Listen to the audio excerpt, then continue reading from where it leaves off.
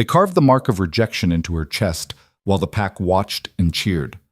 Alpha Darius Thorne smiled as Nyra Vale bled at his feet. No mate, no worth, no future. But in the forbidden wastelands where they sent her to die, something ancient woke up inside her skin. Something that doesn't kneel. Something that devours. This is the story of the girl they threw away, and the dark queen she became. Stay until the end to see how she makes them all pay. Drop a comment with your city and smash that like button if you're ready for this ride. The ceremony began at dusk, when the sky turned the color of old wounds. Nyra Vale knelt in the center of the stone circle, wrists bound with iron cord that bit into her skin. Around her, the Silverbrook pack formed a living wall, 200 wolves in human skin, silent and watchful. Their eyes glittered in the fading light. Not with pity, with satisfaction. She kept her head up. That was the last piece of pride she had left. Alpha Darius Thorne stood before her, 6 feet of muscle and authority wrapped in a black ceremonial coat. His face could have been carved from granite, handsome in the way predators are handsome, all sharp lines and colder eyes. He held a silver blade in his right hand, the ceremonial knife, the one reserved for the worst kind of rejection. "Nyra Vale," he said. His voice carried across the circle without effort. "You have been tested. You have been found wanting." No one spoke. The silence pressed down like a hand over her mouth. 23 years old, Darius continued, still unmated, still unbonded. Your wolf is weak. Your bloodline is questionable. You contribute nothing to this pack. Nyra's jaw tightened. She wanted to spit at his feet, tell him exactly what she thought of his tests, his bloodlines, his entire rotten system. But speaking now would only make it worse, so she stayed quiet and hated herself a little more for it. Darius stepped closer, close enough that she could smell the leather and smoke scent that clung to him, close enough to see the absolute absence of mercy in his face. "Worse," he said softly, "there are rumors, whispers that you carry something unnatural, that your wolf isn't weak, it's wrong." A murmur rippled through the crowd. Nyra felt it like a wave of cold water. "I've done nothing," she started. Silence. The word cracked like a whip. Her mouth snapped shut. The iron cords around her wrists seemed to tighten. Darius raised the blade. Firelight danced along its edge. "By the old laws and the authority granted to me as Alpha of Silverbrook, I hereby reject you. You are cast out, exiled, forbidden from ever returning to Packlands." He knelt in front of her. His free hand gripped her jaw, forcing her head back. She could feel his breath on her throat. "And so you remember what you are," he whispered. "You'll carry this mark." The blade came down. Pain exploded across her chest, white-hot and absolute. Nyra screamed. She couldn't help it. The sound tore out of her throat as Darius carved the symbol into her flesh. A circle bisected by 3 jagged lines. The mark of the outcast. The mark that said, worthless. Blood ran hot down her ribs, soaking into the thin shirt she wore. Her vision blurred. Somewhere far away she heard people cheering. Not everyone, but enough.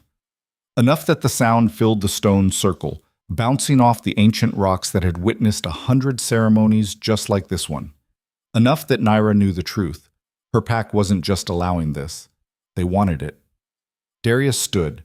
He wiped the blade clean on a white cloth, then tossed the cloth at her feet. It landed in the dirt, bright red now, soaking up the blood that dripped from her chest. "Get her out of my sight," he said. 2 enforcers grabbed her arms and hauled her upright. Her legs barely held.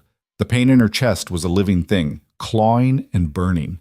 She could feel blood dripping, sticky and warm, running down her stomach and into the waistband of her pants. They dragged her through the crowd. Faces blurred past. Some looked away. Most didn't. She saw Marcus, who'd trained beside her for years, grinning like this was the best entertainment he'd had in months. Saw Alara, who she'd once called a friend, whispering behind her hand to the girl next to her, both of them laughing. Saw her own cousin, Jenna, staring with empty eyes like Nyra was already dead. Her aunt, her mother's sister, the only family she had left, stood near the back. For a moment, their eyes met. Nyra waited for something, anything, a flicker of regret, a sign that this hurt, even a little. Her aunt looked away. No one stopped them. No one spoke up. No one even pretended to care. They hauled her past the main lodge, past the training grounds, past the last of the houses, out to the edge of pack territory where the forest began. The trees here were twisted things, black and gnarled, their branches reaching toward the sky like skeletal fingers. The Wraithwood, the forbidden zone, the place where exiles went to die. One of the enforcers, a bull-necked man named Garrett, shoved her forward. She stumbled, barely catching herself before she hit the ground. Her knees scraped against rocks. Fresh pain joined the symphony already playing across her body. "You got until moonrise to get deep enough in that we can't hear you scream," Garrett said. His voice was casual, like he was giving directions to the market. "After that, we hunt." The other enforcer, a woman with dead eyes named Silva, smiled. It didn't reach anywhere near her eyes. "Run fast, little outcast. The deep woods have teeth." They turned and walked away. Didn't even look back. Didn't need to. Where would she go? Back to the pack? They'd kill her on sight now. She was marked, exiled, less than nothing. Nyra stood at the tree line, alone. The sky above was nearly dark now, streaked with the last purple-red light of sunset. Her chest throbbed with every heartbeat, every breath. She pressed a hand to the wound and felt warm blood pulse between her fingers. The rejection mark burned.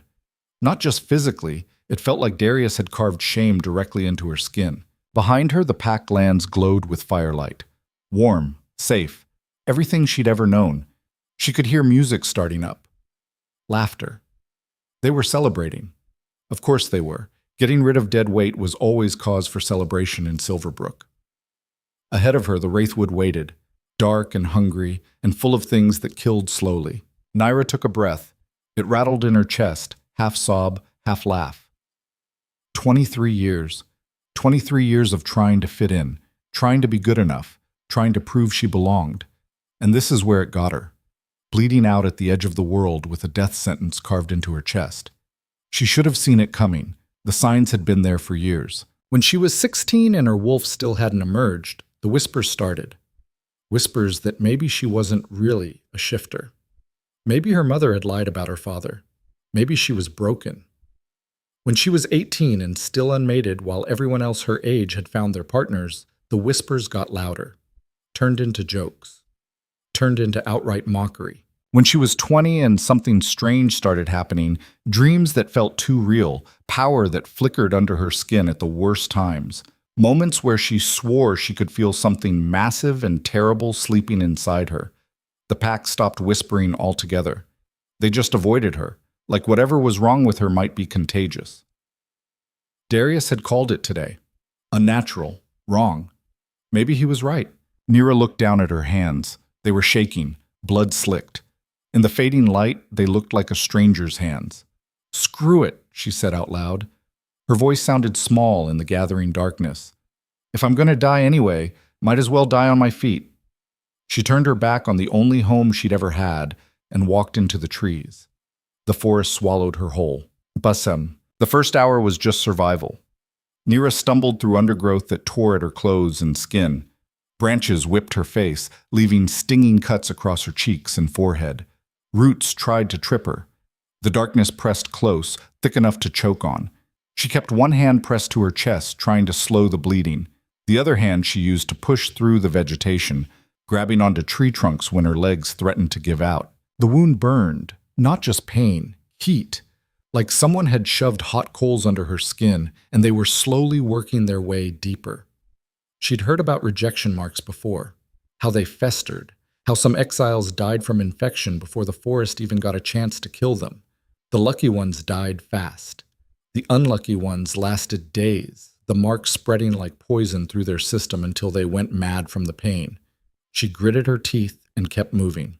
The Wraithwood was living up to its reputation. The trees here didn't grow right, trunks twisted at impossible angles, branches that seemed to move when she wasn't looking directly at them. The ground was uneven, covered in moss that glowed faintly in the darkness. Bioluminescent, maybe. Or magic.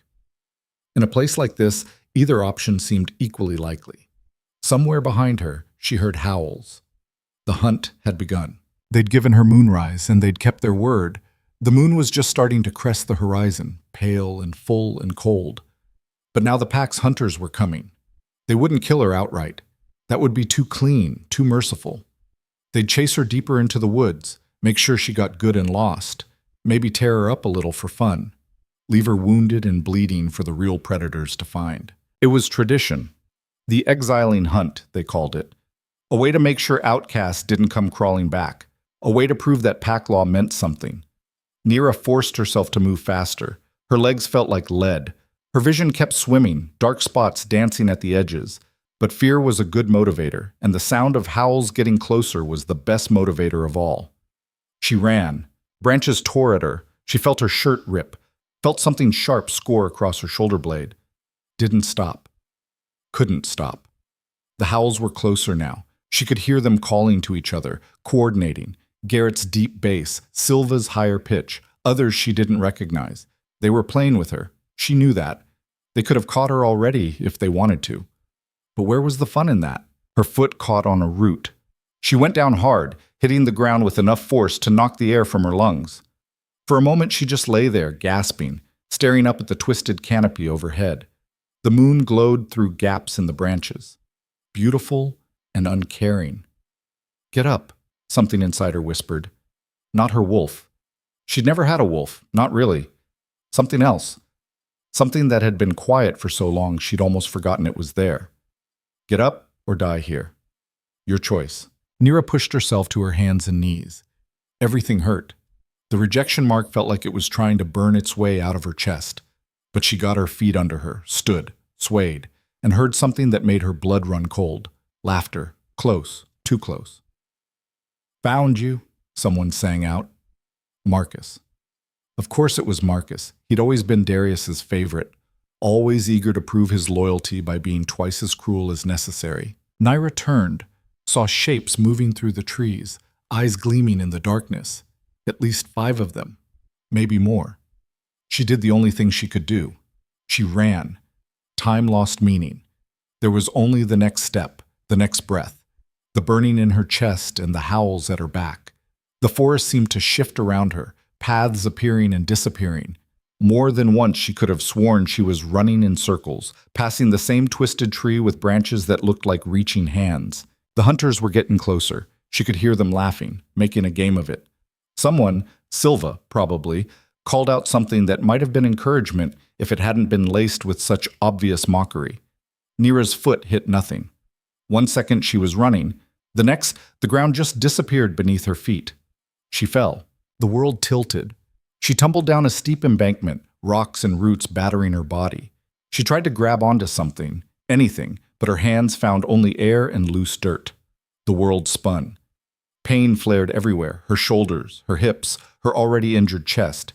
She hit bottom with a bone-jarring impact that turned her vision white. For a long moment, she just lay there. Couldn't move, couldn't breathe, couldn't think. The sky above was a narrow strip of stars between black trees. Everything hurt. Everything burned. Slowly, painfully, she dragged air back into her chest. The sound she made was somewhere between a gasp and a sob. She'd broken something. Had to have. Nothing should hurt this much without something being broken. But when she carefully moved her arms, her legs, everything seemed to work. Bruised to hell, probably bleeding in a dozen new places, but functional. Small miracles. She was in some kind of ravine, steep walls on either side, maybe 15 feet high. Rocky ground beneath her, scattered with debris.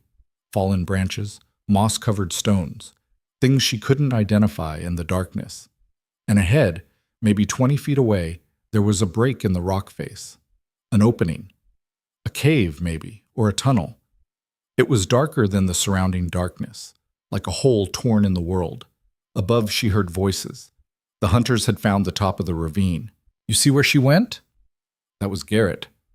Down there somewhere. Silva. Stupid girl probably broke her neck. Should we go check?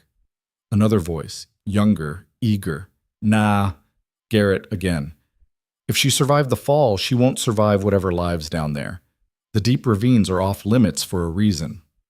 But Alpha said to hunt her into the woods. We did that. She's in the woods. What happens now is between her and the forest. Laughter, then footsteps moving away. They were leaving her to die down here in the dark.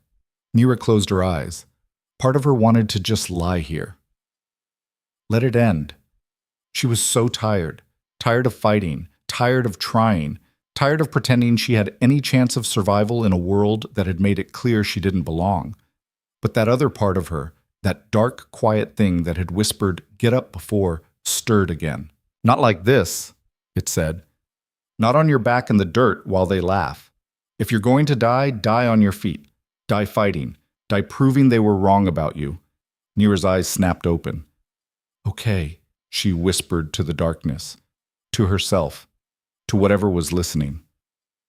"Okay, not like this." She pushed herself up. Every muscle screamed. Her head swam, but she got to her feet, swaying like a drunk, and looked around the ravine. Her eyes kept coming back to that opening in the rock face. That darkness, darker than darkness. Every instinct she had screamed at her to run the other way. Nothing good lived in places like that. Nothing safe. The ravines were forbidden for a reason. Everyone knew the stories. Things lived in the deep earth. Old things. Hungry things. But the hunters were gone. And even if she tried to climb out, where would she go? Deeper into the Wraithwood, where worse things waited? Back to the Packlands, where they'd kill her on sight? At least in the cave, she might find shelter. Might find somewhere to hide while the bleeding stopped. Might buy herself a few more hours. Nyra looked at the opening one more time. Then, because she was out of options and out of time and out of everything except stubborn refusal to die quietly, she started walking toward it. Her hands found stone at the entrance.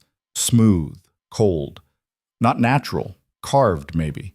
Shaped by something with purpose and tools and time. The surface was covered in marks she couldn't read in the darkness.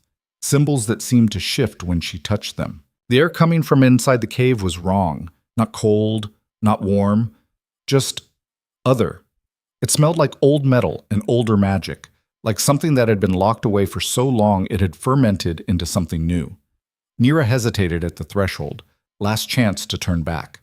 Last chance to choose a different death. She stepped inside. The tunnel swallowed her. The darkness here was absolute. No moonlight, no bioluminescent moss, nothing. She kept one hand on the wall, feeling her way forward. The stone beneath her palm was warm now, getting warmer. Like the deeper she went, the more alive it became. The tunnel sloped downward, steeply. She had to lean back to keep from stumbling, her feet sliding on the smooth stone, down and down, into the earth, into silence so complete she could hear her own heartbeat echoing off the walls. The air grew thick, heavy. It pressed against her skin like a physical thing, and there was a sound now, barely audible, a rhythm, like breathing, like something massive and ancient sleeping just beyond the edge of hearing. Nyra wanted to stop, wanted to run back up the tunnel and take her chances with the forest, but her feet kept moving forward, one step, another. Like something was pulling her, like she was meant to be here. The tunnel opened up. Nyra stopped, stared. She was in a chamber. Massive didn't begin to cover it. The walls curved up and away into darkness her eyes couldn't pierce. But there was light, a dim, sourceless glow that came from the stone itself. Not bright, just enough to see by. Just enough to make out the shapes carved into the walls. Not decorations, warnings. Nyra recognized some of the symbols from pack lore. Danger, death, forbidden. But there were others she'd never seen before. More complex, more threatening.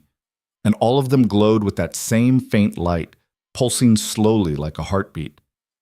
In the center of the chamber sat a structure, not a tomb. Not exactly.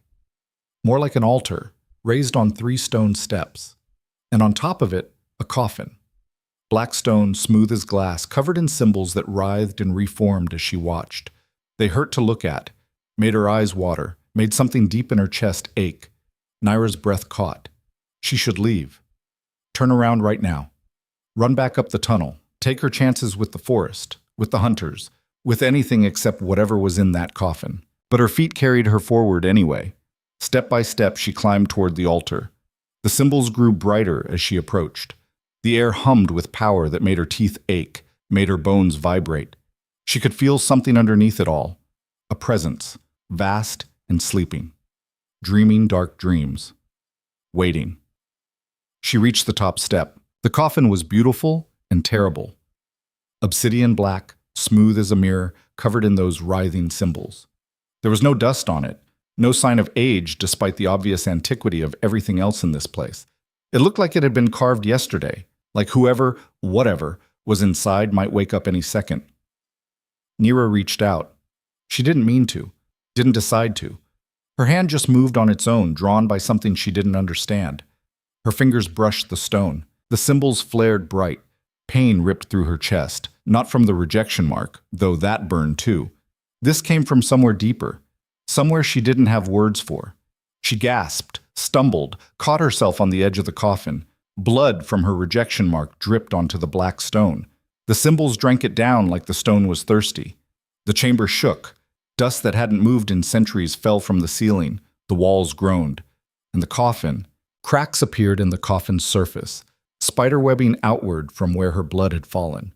Light leaked through, not the soft glow of the walls, but something brighter, harsher, the color of lightning, the color of things that shouldn't exist. Nyra tried to pull back, couldn't. Her hand was stuck to the stone, like the coffin was holding her, like it needed her there.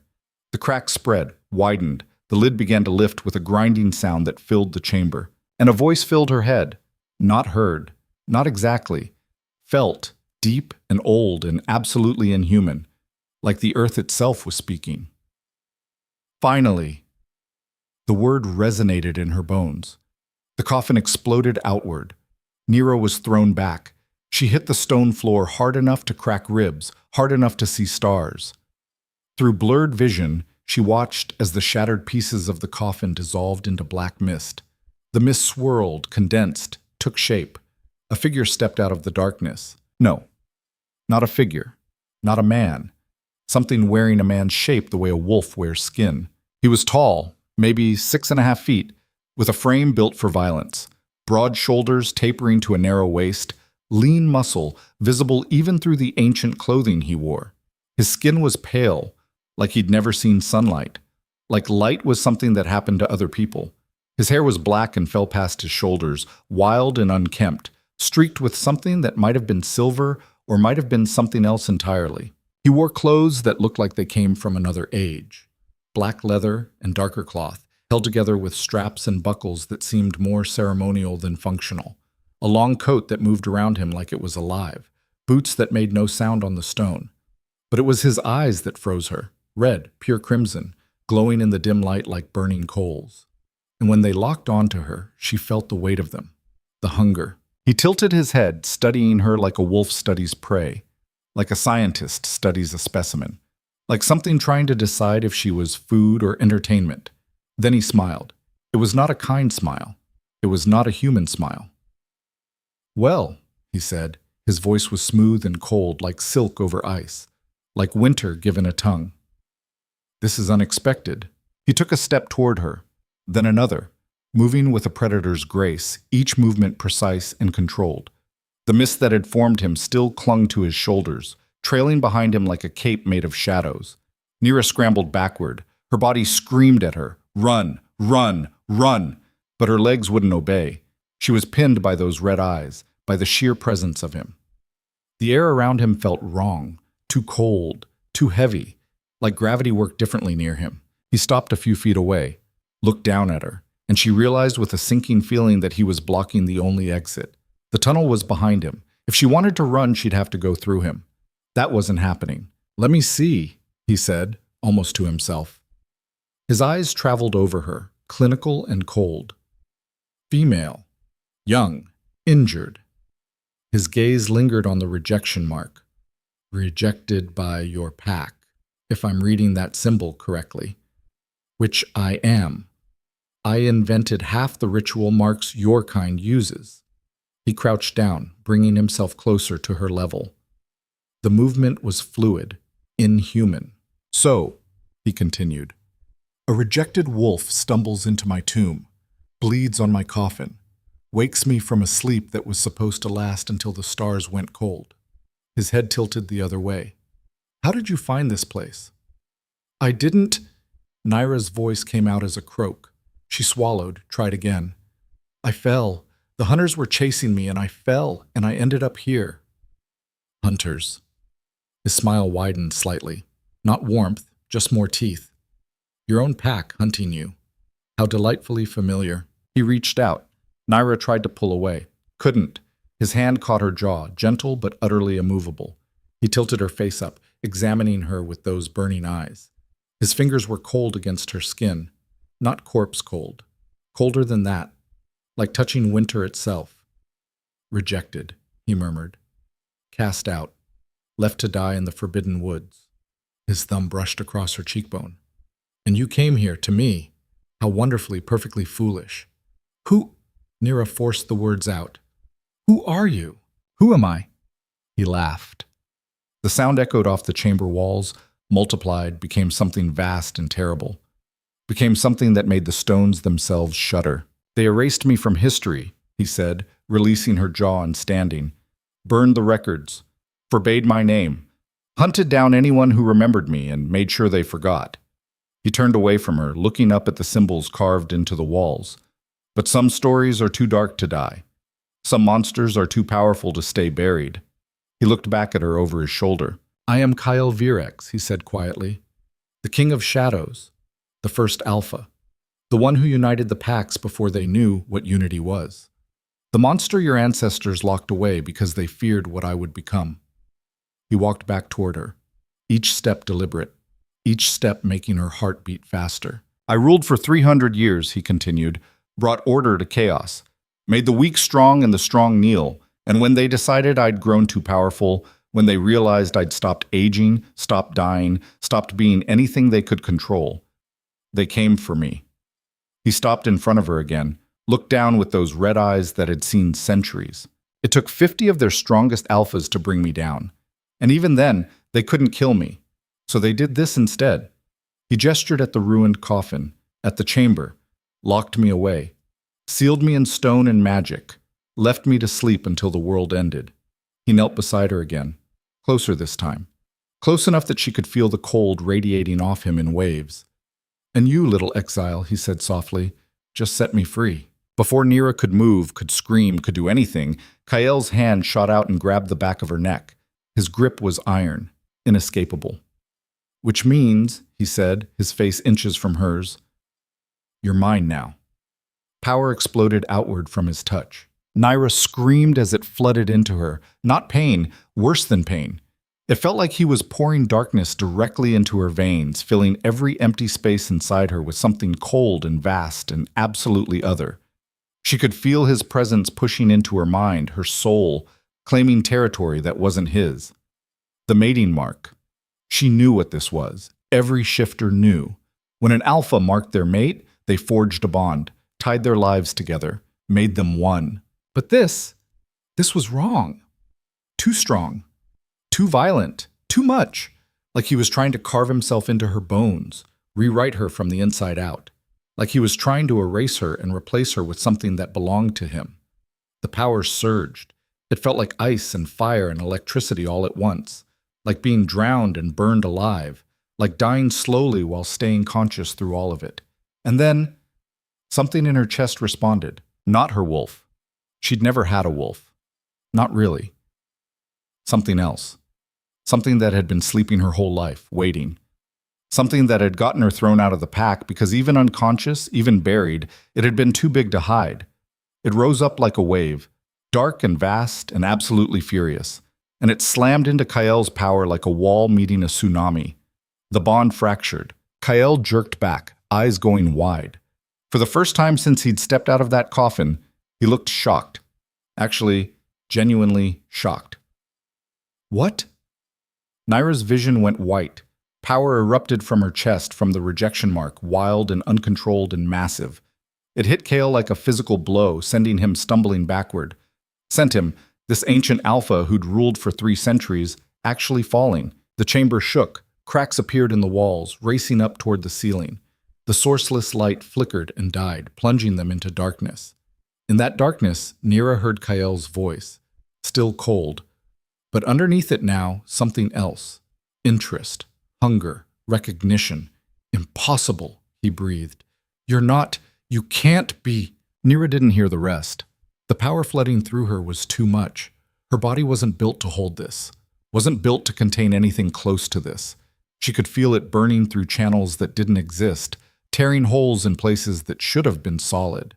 Her back arched, her hands clawed at the stone, and she screamed, not in pain, though there was pain. Screamed because the thing inside her was too big for her body, too big for her mind, and it wanted out. Then everything went black. The last thing she felt was arms catching her as she fell. Strong arms, cold arms, arms that belonged to something ancient and terrible. The last thing she heard was Kael's voice, soft and deadly, and filled with something that might have been wonder. "Oh, little exile, you have no idea what you are." Nyra woke to cold stone against her cheek and the smell of old magic. She lay still for a moment, taking inventory. Her chest ached. The rejection mark throbbed with a deep, bone-level pain that suggested it had gotten worse, not better. Her whole body felt bruised, like she'd been beaten with hammers. But she was alive. That was surprising. Slowly, carefully, she opened her eyes. She was still in the chamber. The walls glowed with that same soft light. Whatever she'd done earlier hadn't broken them permanently. But something had changed. The air felt different, heavier, like a storm was building, like the pressure before lightning struck, and Kael was watching her. He sat on the remains of his shattered coffin, maybe 10 feet away. His red eyes tracked her every movement. He'd pulled his hair back from his face, revealing features that were beautiful, the way ancient weapons are beautiful, all sharp edges and lethal angles, dangerous even in stillness. "You're awake," he said. "Good. I have questions." Nyra pushed herself upright. Her arms shook with the effort. Her head swam. She felt like she'd been wrung out and hung up to dry. "Where?" she started. "Still in my tomb. You've been unconscious for 3 hours." Kael's head tilted slightly. "That same predatory studying. You should be dead, actually. What you did, what happened when I tried to mark you, that kind of power backlash kills normal wolves instantly. I've seen it happen." "I'm not normal," Nyra said. Her voice came out bitter, exhausted. "No." Kael stood. He moved like liquid shadow, silent and smooth and wrong. "You're very much not. Which brings us back to my questions."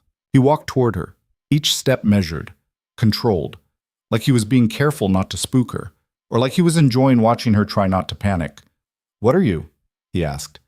I don't know what you mean." "Don't lie." His voice went cold, colder than it had been, which seemed impossible. "I am thousands of years old, girl. I have marked hundreds of wolves in my time. Mates, subordinates, enemies I wanted to control. Never, not once in 3,000 years, has the bond fractured. Never has someone's power pushed back against mine. Never." He stopped in front of her, looking down with those burning eyes. "So I'll ask again," he said softly. "What are you?" Nyra stared up at him, at this ancient monster who'd just crawled out of legend and nightmare. And something in her, that same dark thing that had shattered his bond, stirred, stretched, looked at him through her eyes. "I'm the girl they threw away," she said quietly. "That's all I know." For a long moment, Kael just looked at her. Then, unexpectedly, he laughed. A genuine laugh this time, not the echoing mockery from before. "The girl they threw away," he repeated. How perfectly poetic. He crouched down again, bringing himself to eye level.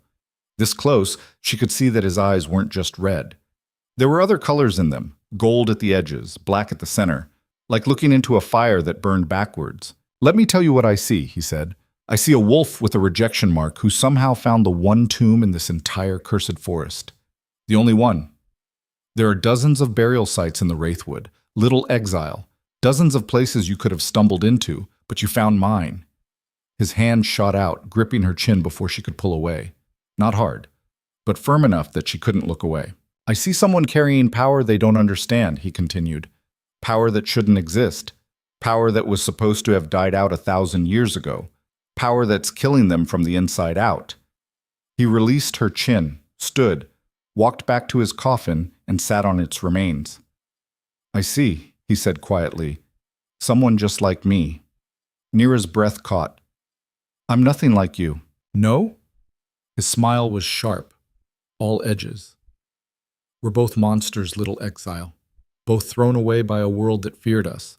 Both carrying power we didn't ask for and don't fully understand." He leaned forward.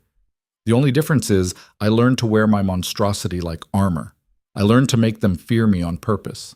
He paused. You're still pretending to be human. The words hit harder than they should have. Nyra looked away, looked at her hands. They were shaking, still covered in dried blood, hers mostly, though some of it might have been from when she broke the coffin seal. I tried, she said quietly. I tried so hard to be what they wanted, to be normal, to fit in. And how did that work for you? She looked back at him, met those red eyes. They carved a rejection mark into my chest and threw me into the woods to die. Exactly. Kael stood again, started pacing. You can't negotiate with people who've already decided you're a monster. Can't prove yourself to people who don't want to see. Can't earn respect from people who've decided you're beneath them. He stopped, turned to face her fully. Here's what's going to happen, he said. His voice was matter-of-fact, clinical. That power inside you, the thing that broke my bond, it's unstable, unsealed, like a dam with cracks in it. Every day it leaks a little more. Every day the pressure builds. He walked toward her again. Without control, without guidance, without someone to teach you how to manage it, that power will consume you within a week, maybe less. He stopped a few feet away. You felt it, didn't you? How it burned when it came out?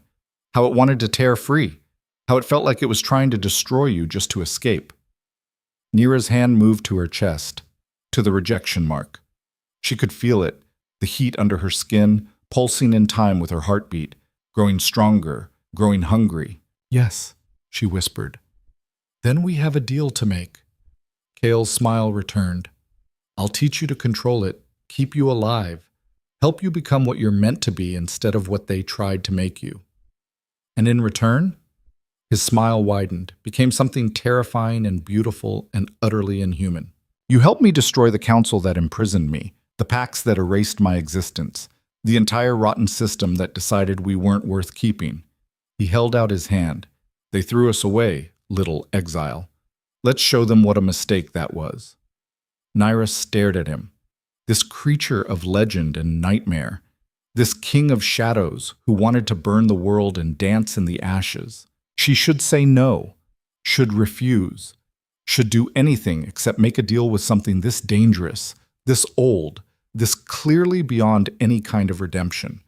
But the howls were still echoing in her head, Darius's blade carving into her chest, the pack watching her bleed and cheering, Marcus laughing, Ilara whispering, Jenna's empty eyes, her aunt looking away. 23 years of being told she was worthless, weak, wrong. 23 years of trying to be small enough to fit in spaces that were never meant for her.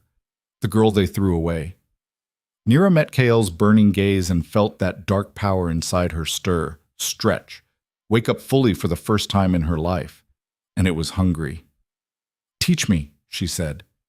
Kael's smile became something that would haunt nightmares. Excellent choice. He held out his hand. Nyra took it. His fingers closed around hers, cold, strong, utterly inhuman, and she felt something pass between them, not the forced bond from before.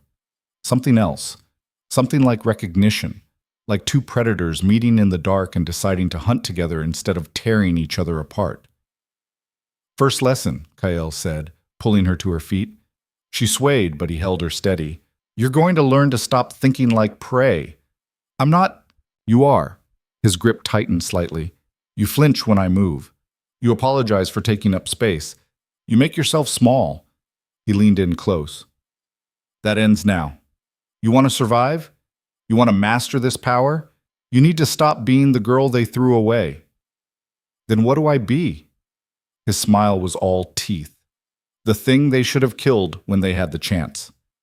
The training started immediately. Kael didn't believe in rest, didn't believe in easing into things. The moment Nyra agreed to his terms, he dragged her to her feet and started talking. The power inside you isn't a wolf, he said, circling her like a predator examining wounded prey. It's older than that, deeper. The wolves, the ability to shift, to bond, to form packs, that came later. What you're carrying is what came before. Nyra swayed on her feet, every part of her hurt. The rejection mark burned like someone was holding a brand to her chest. I don't understand. Of course you don't. They kept you ignorant on purpose. Kael stopped in front of her. Before there were packs, before there were alphas and omegas, and all the pretty hierarchy your kind loves so much, there was just power, raw, untamed, absolute. He reached out and pressed 2 fingers to her sternum, right below the rejection mark. She flinched. The touch was ice cold. Some wolves carried more of it than others, he continued. Those wolves became the first alphas. They learned to control it, shape it, use it to dominate the weaker ones. Over generations, the power diluted, became manageable, became the system you know today. His fingers pressed harder. But every few centuries, someone is born carrying the original bloodline, undiluted, uncontrolled, unmanageable. His red eyes met hers. They either learn to master it or it tears them apart from the inside. There is no middle ground. And you think that's what I am? I don't think. I know. He pulled his hand back. I felt it when you broke my bond.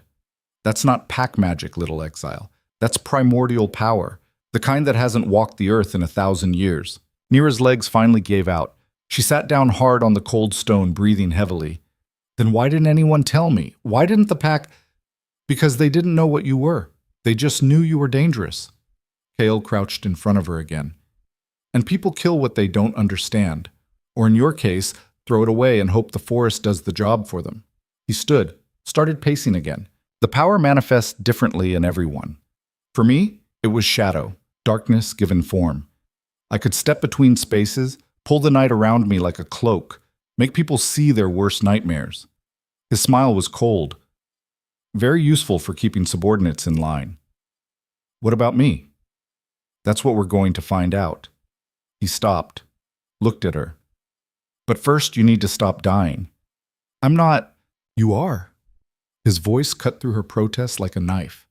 That rejection mark is infected with your own power. Every time your heart beats, it spreads a little further. Every breath you take pushes it deeper. Give it another day and it'll reach your heart. Then you're dead. Nyra pressed her hand to her chest. She could feel it now that he'd pointed it out, the heat spreading outward from the mark, following her veins like poison. Can you stop it? No. Kael's smile returned. But you can. He held out his hand. When she didn't take it, he grabbed her wrist and hauled her to her feet. She stumbled, but he kept her upright. The power is already trying to heal you, he said, but it doesn't know how. It's lashing out, making things worse. You need to teach it, direct it, make it obey. I don't know how to do that. Then learn fast. He pulled her toward the center of the chamber. Close your eyes. What? Close your eyes. Nyra closed them. The world went dark. She could hear her own breathing, too loud in the silence. Could hear Kael moving around her, his footsteps somehow both present and absent. Feel the power, he said. His voice came from behind her now. Don't fight it, don't push it away. Just feel where it is. She tried to sense something, anything, but all she felt was pain and exhaustion and the growing certainty that this was insane. I can't. You're not trying. His hand landed on her shoulder. Cold seeped through her torn shirt. Stop thinking like a human. Humans use their minds. We use something deeper. We? Monsters. She could hear the smile in his voice. Now stop talking and focus. Nyra took a breath, let it out slowly, tried again. This time she felt something, a flicker, like a candle flame in the dark. She reached for it mentally, and it surged toward her touch like a dog that had been waiting for its master. There, Kael said softly. You feel it now? Yes. The word came out as a whisper. The power was bigger than she'd thought. Bigger and darker and so hungry. It pressed against the inside of her skin like it was trying to escape. Good. Now make it heal you. How? However you want. There are no rules here, little exile. Power doesn't care about should or shouldn't. It only cares about will. So will it to heal you. Nyra focused on the burning in her chest, on the rejection mark spreading like an infection. She imagined the power flowing toward it, washing over it, cooling the heat. Nothing happened. Stop imagining, Kael said. Command it.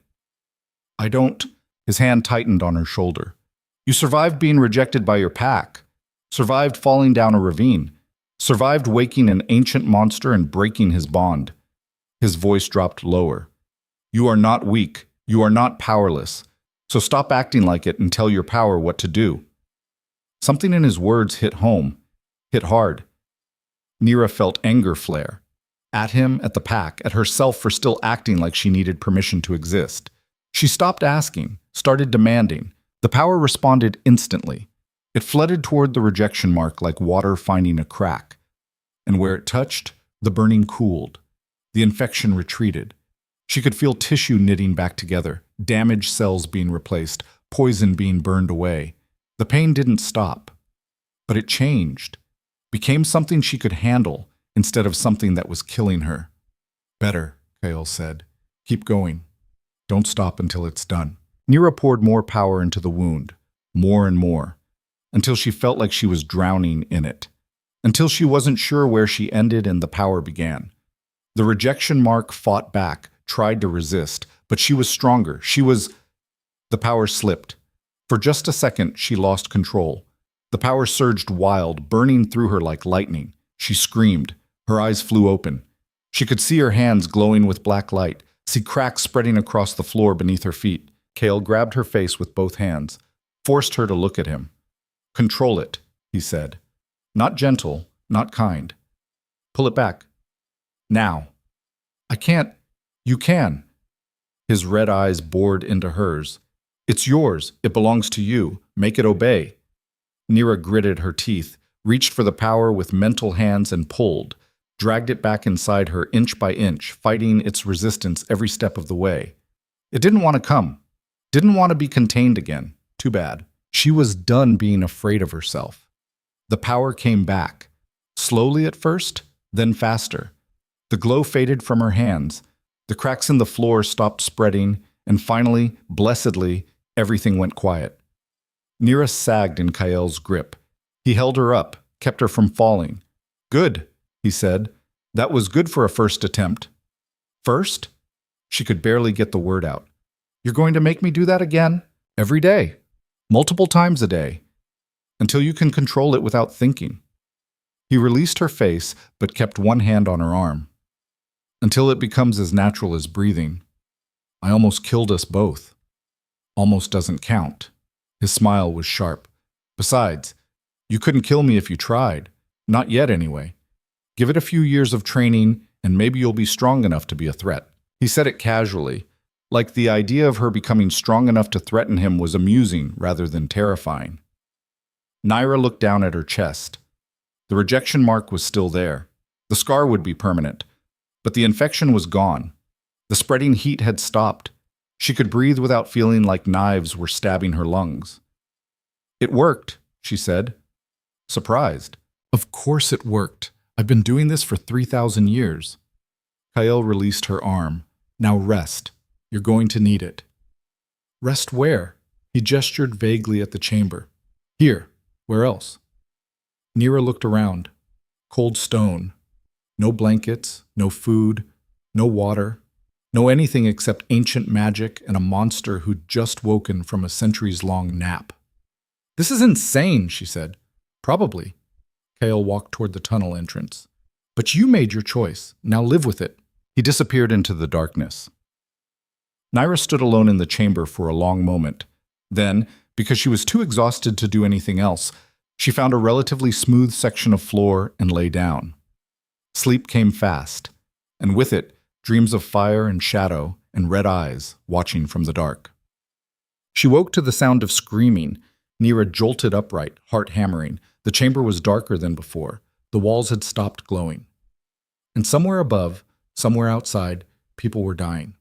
She scrambled to her feet and ran toward the tunnel. Her body protested, still sore, still damaged, but fear was a good motivator. She made it to the entrance and looked up. The sky visible through the ravine was bright with fire. What? Your pack is looking for you. Kael's voice came from beside her. She hadn't heard him approach. Or rather, they're looking for what killed you. They think something in the Wraithwood is responsible. The hunters? Dead. Found their bodies this morning, apparently. Torn apart. His smile was cold. Now the pack elders think there's a beast loose. They've sent a war party to deal with it. Nyra's stomach dropped. How many? 20, maybe 30, well-armed, well-trained. Kale tilted his head. More than enough to kill anything in these woods. Except you. Except me. His smile widened. But they don't know about me. They just know something killed their hunters. Something dangerous. Did you? Nyra stopped, looked at him. Did you kill them? Of course I did. They were in my territory. He said it like it was obvious. Like killing 5 pack enforcers was no different than swatting flies. I woke up hungry. They were convenient. Nyra's hands clenched into fists. They were people. They were wolves who would have killed you given the chance. Don't waste sympathy on them. Above, the screaming got louder, closer. Nyra could hear voices shouting orders, could smell smoke and blood on the wind. We need to leave, she said. Why? Because they'll find this place. They'll find us. Kale laughed. Let them. I could use the exercise. You're insane. Probably. He looked at her. But I'm also right. You want to learn control? You want to master your power? Then you need to use it. And what better target than the pack that threw you away?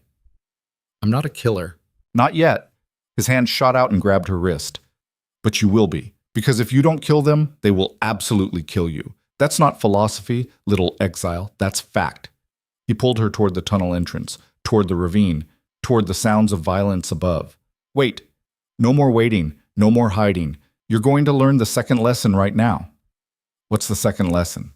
His smile was all teeth and shadows. Predators don't ask permission. He dragged her up the tunnel. She tried to pull back, tried to resist, but he was impossibly strong. They emerged into the ravine just as 3 wolves appeared at the top of the ridge. Not wolves. Shifters in wolf form. Massive beasts with fur like smoke and eyes that glowed in the firelight. One of them was Marcus. She recognized his scent even in this form. They saw her. Saw Kael. Marcus shifted back to human form, naked and covered in blood that probably wasn't his. He was grinning. Well, well, he said. The little reject survived after all, and she found herself a pet. The other 2 wolves growled, started down the ravine slope. Kale released Nyra's wrist, stepped forward. I'll handle this, he said. Don't. But he was already moving. 1 second he was standing beside her. The next, he was gone. Just shadow and motion too fast to follow. He reappeared behind one of the wolves. His hand, if you could call it that anymore, it looked more like claws made of darkness, punched straight through the wolf's rib cage. The wolf didn't even have time to scream. Kale pulled his hand free. The wolf collapsed, dead before it hit the ground. The second wolf lunged at him. He sidestepped casually, grabbed it by the throat mid-leap, and slammed it into the ravine wall hard enough to crack stone. The wolf dropped, didn't get back up. Marcus stared. The grin had fallen off his face. What are you? Kale tilted his head. I'm the thing your ancestors were smart enough to lock away. He took a step toward Marcus. You should have left well enough alone. Marcus shifted, ran, fast as he could, scrambling up the ravine slope. He didn't make it 3 feet before Kyle was on him. There was a wet sound, a cut-off scream, then silence. Nyra stood frozen, staring at the bodies, at the blood spreading across the stone, at Kael, who looked completely calm despite having just killed 3 people in under a minute. Why? Her voice cracked. Why did you do that? Because they were going to kill you. He walked back toward her. His hands were clean again, like the blood had never been there. And because I'm tired of running, of hiding, of letting lesser creatures think they have power over me. You murdered them. I executed enemies. His red eyes met hers. There's a difference. Above them, the shouting got louder. More wolves were coming. A lot more. Kale looked up at the ridge.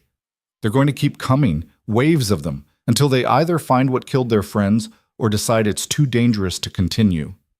Then we need to run. No. His voice was flat, final. I'm done running, and so are you. He grabbed her shoulders, forced her to look at him. This is your choice, he said. Right here, right now. You can try to run, try to hide, try to survive by being small and quiet and hoping they overlook you. His grip tightened. Or you can stand with me, Fight back. Show them what happens when they throw away something dangerous. I'm not dangerous. Stop lying to yourself. He shook her once. You have power strong enough to break my bond, strong enough to rival anything in this forest, strong enough to burn the pack to ash if you learn to use it properly. His face was inches from hers. The only thing making you weak is you. Above, wolves appeared at the ridge, a dozen of them, more coming. Nyra could see Darius among them. The Alpha himself had come.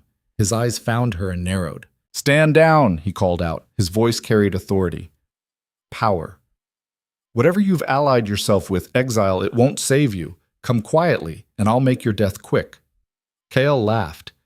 He really thinks you're the threat here. How delightful. More wolves appeared. 20, 30. The whole war party.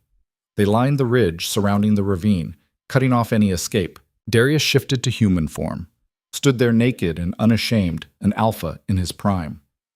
Last chance, Nyra. Come quietly or we put you down like the rabid animal you've become.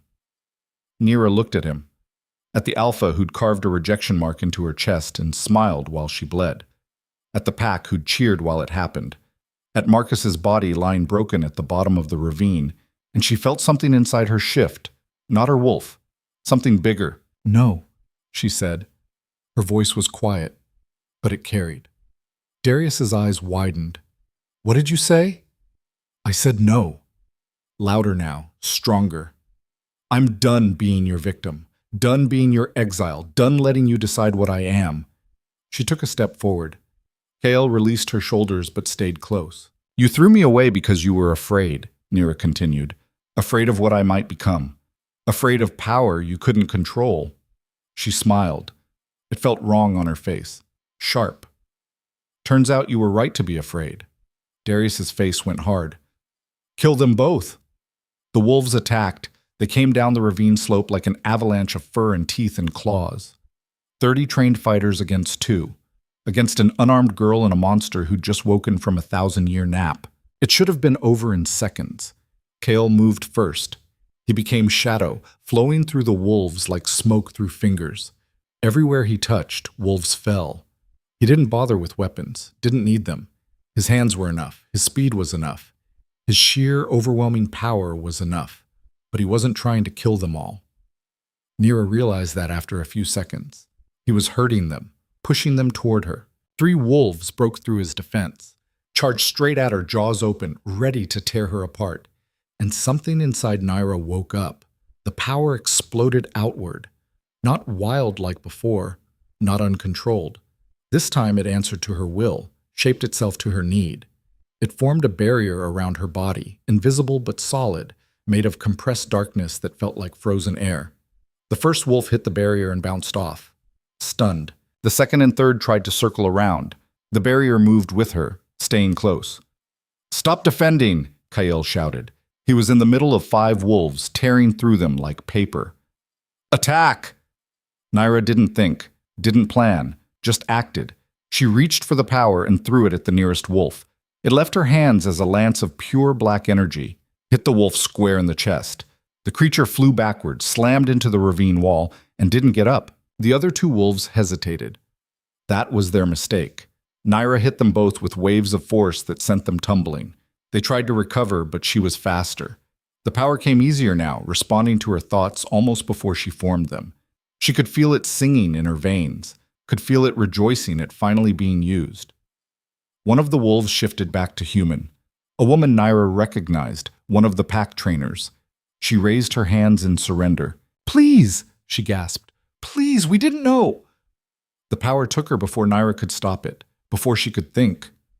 The woman's eyes went wide, then empty. She fell. Nyra stared at the body, at what she'd done. Don't stop now, Kale said. He appeared beside her, covered in blood that definitely wasn't his. They're regrouping. He was right. The surviving wolves had pulled back to the ridge. Darius stood among them, face twisted with rage and something that might have been fear. What are you? He shouted. I'm what you made me, Nyra called back. The words came from somewhere deep, somewhere dark. I'm the monster you created when you threw away something you should have killed. She raised her hands. The power gathered around them, visible now as black flames that didn't burn. "Run," she said. "Run and tell the council. Tell the other packs. Tell anyone who'll listen." Her smile was all teeth. "Tell them the girl they threw away is coming back." Darius stared at her for one more second.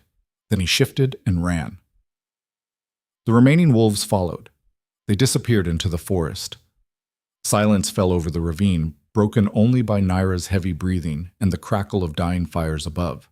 Kale walked over to her, looked at the bodies scattered across the ravine floor. At least 15 dead. Maybe more. "Well," he said, "that was educational." Nyra's legs gave out. She sat down hard, staring at her hands. They were shaking. The power had retreated, but she could still feel it under her skin. Still hungry, still ready. "I killed them," she whispered. "Yes." "I didn't mean to." The woman, she was surrendering, and she would have gone back and told them everything, told them how to fight you, how to kill you. Kale crouched beside her. "You did what you had to do. I'm a murderer. You're a survivor." His hand landed on her shoulder. Cold as always. "And you just learned the most important lesson of all." "What's that?" His smile was dark and proud. "That you're stronger than they are." Nyra looked up at the ridge, at the forest where Darius and his wolves had fled, at the world that had thrown her away and was now running from her. And deep inside that dark power stirred, stretched, waited, because this wasn't over. This was just the beginning. The pack would come back, would bring more fighters, more weapons, and they wouldn't stop until she was dead or they were. She looked at Kael, at the ancient monster who'd taught her to bite back. What happens now? Now? He stood, offered his hand. "Now we prepare for war." Nyra took his hand and let him pull her to her feet. Around them the ravine was a graveyard. Bodies lay twisted in positions that bodies shouldn't twist. Blood pooled in the cracks between stones. The air smelled like copper and smoke and death. She'd done this. Not all of it. Kale had killed most of them, but enough. Her hands had ended lives. Her power had stopped hearts. And the worst part? She didn't feel as guilty as she should. "We can't stay here," she said.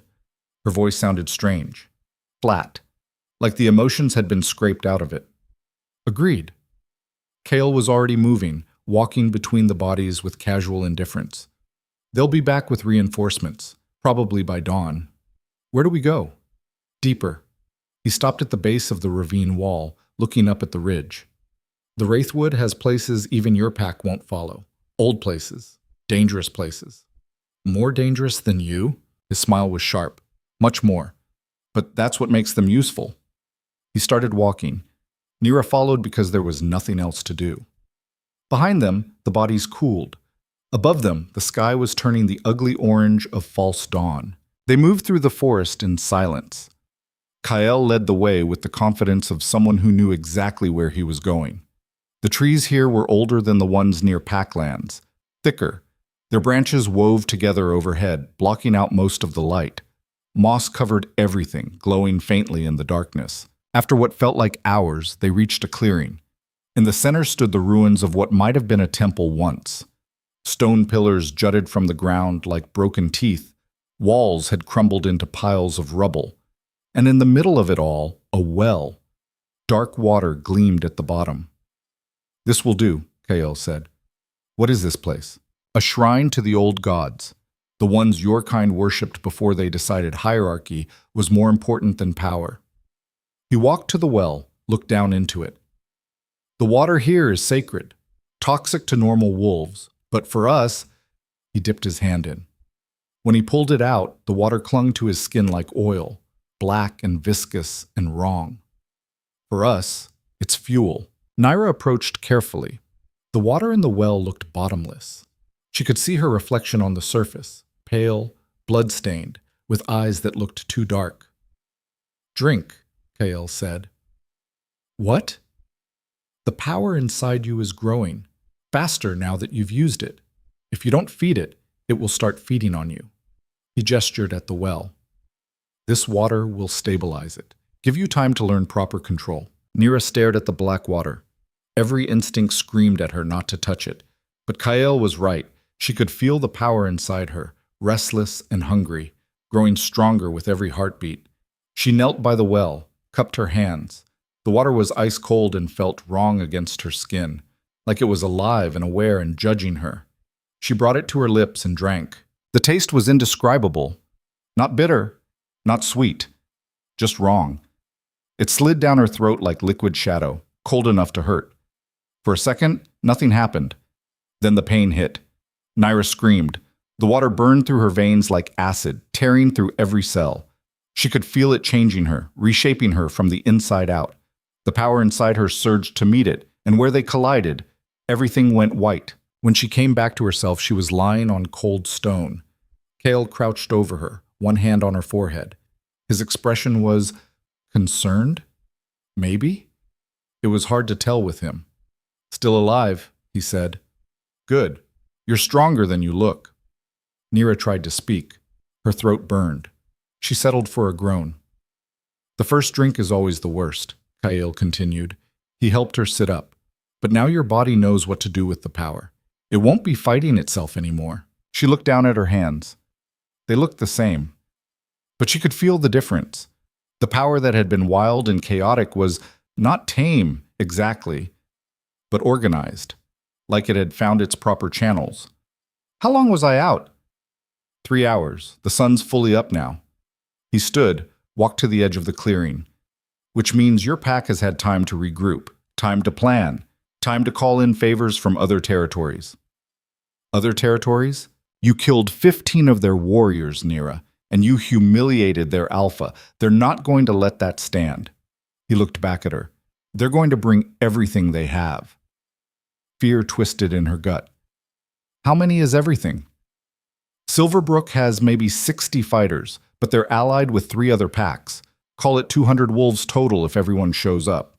His smile was cold, more than enough to be interesting. We can't fight 200.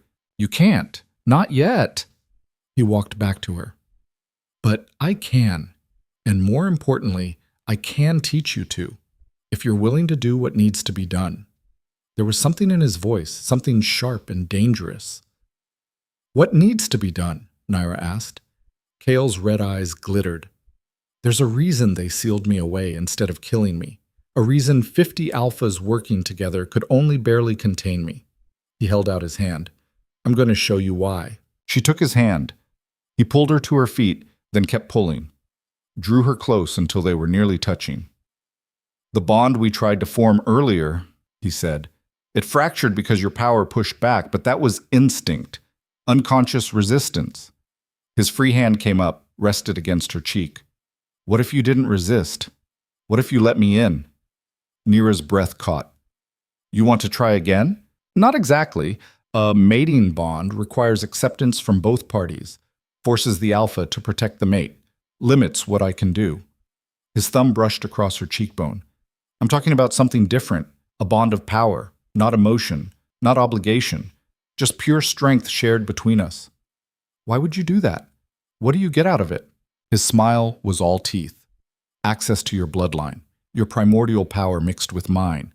It would make me stronger than I was before I was sealed. Strong enough to take on the council. Strong enough to burn the whole rotten system to the ground. And what do I get? Survival, training.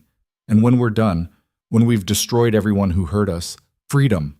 His hand tightened on her cheek. Real freedom. Not running, not hiding. The freedom that comes from being so dangerous that no one dares to touch you. Nyra should say no. Should refuse. This was insane. Bonding with an ancient monster who wanted to destroy the world. What kind of person would agree to that? But she looked down at her hands. Remembered the feel of power flowing through them. Remembered standing over Marcus's body and feeling nothing except satisfaction.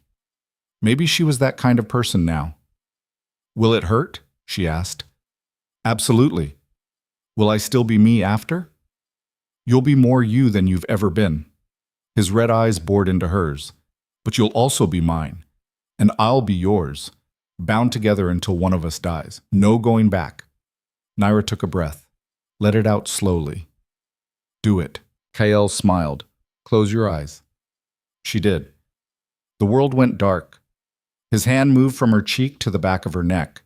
The other one pressed against her chest, right over her heart.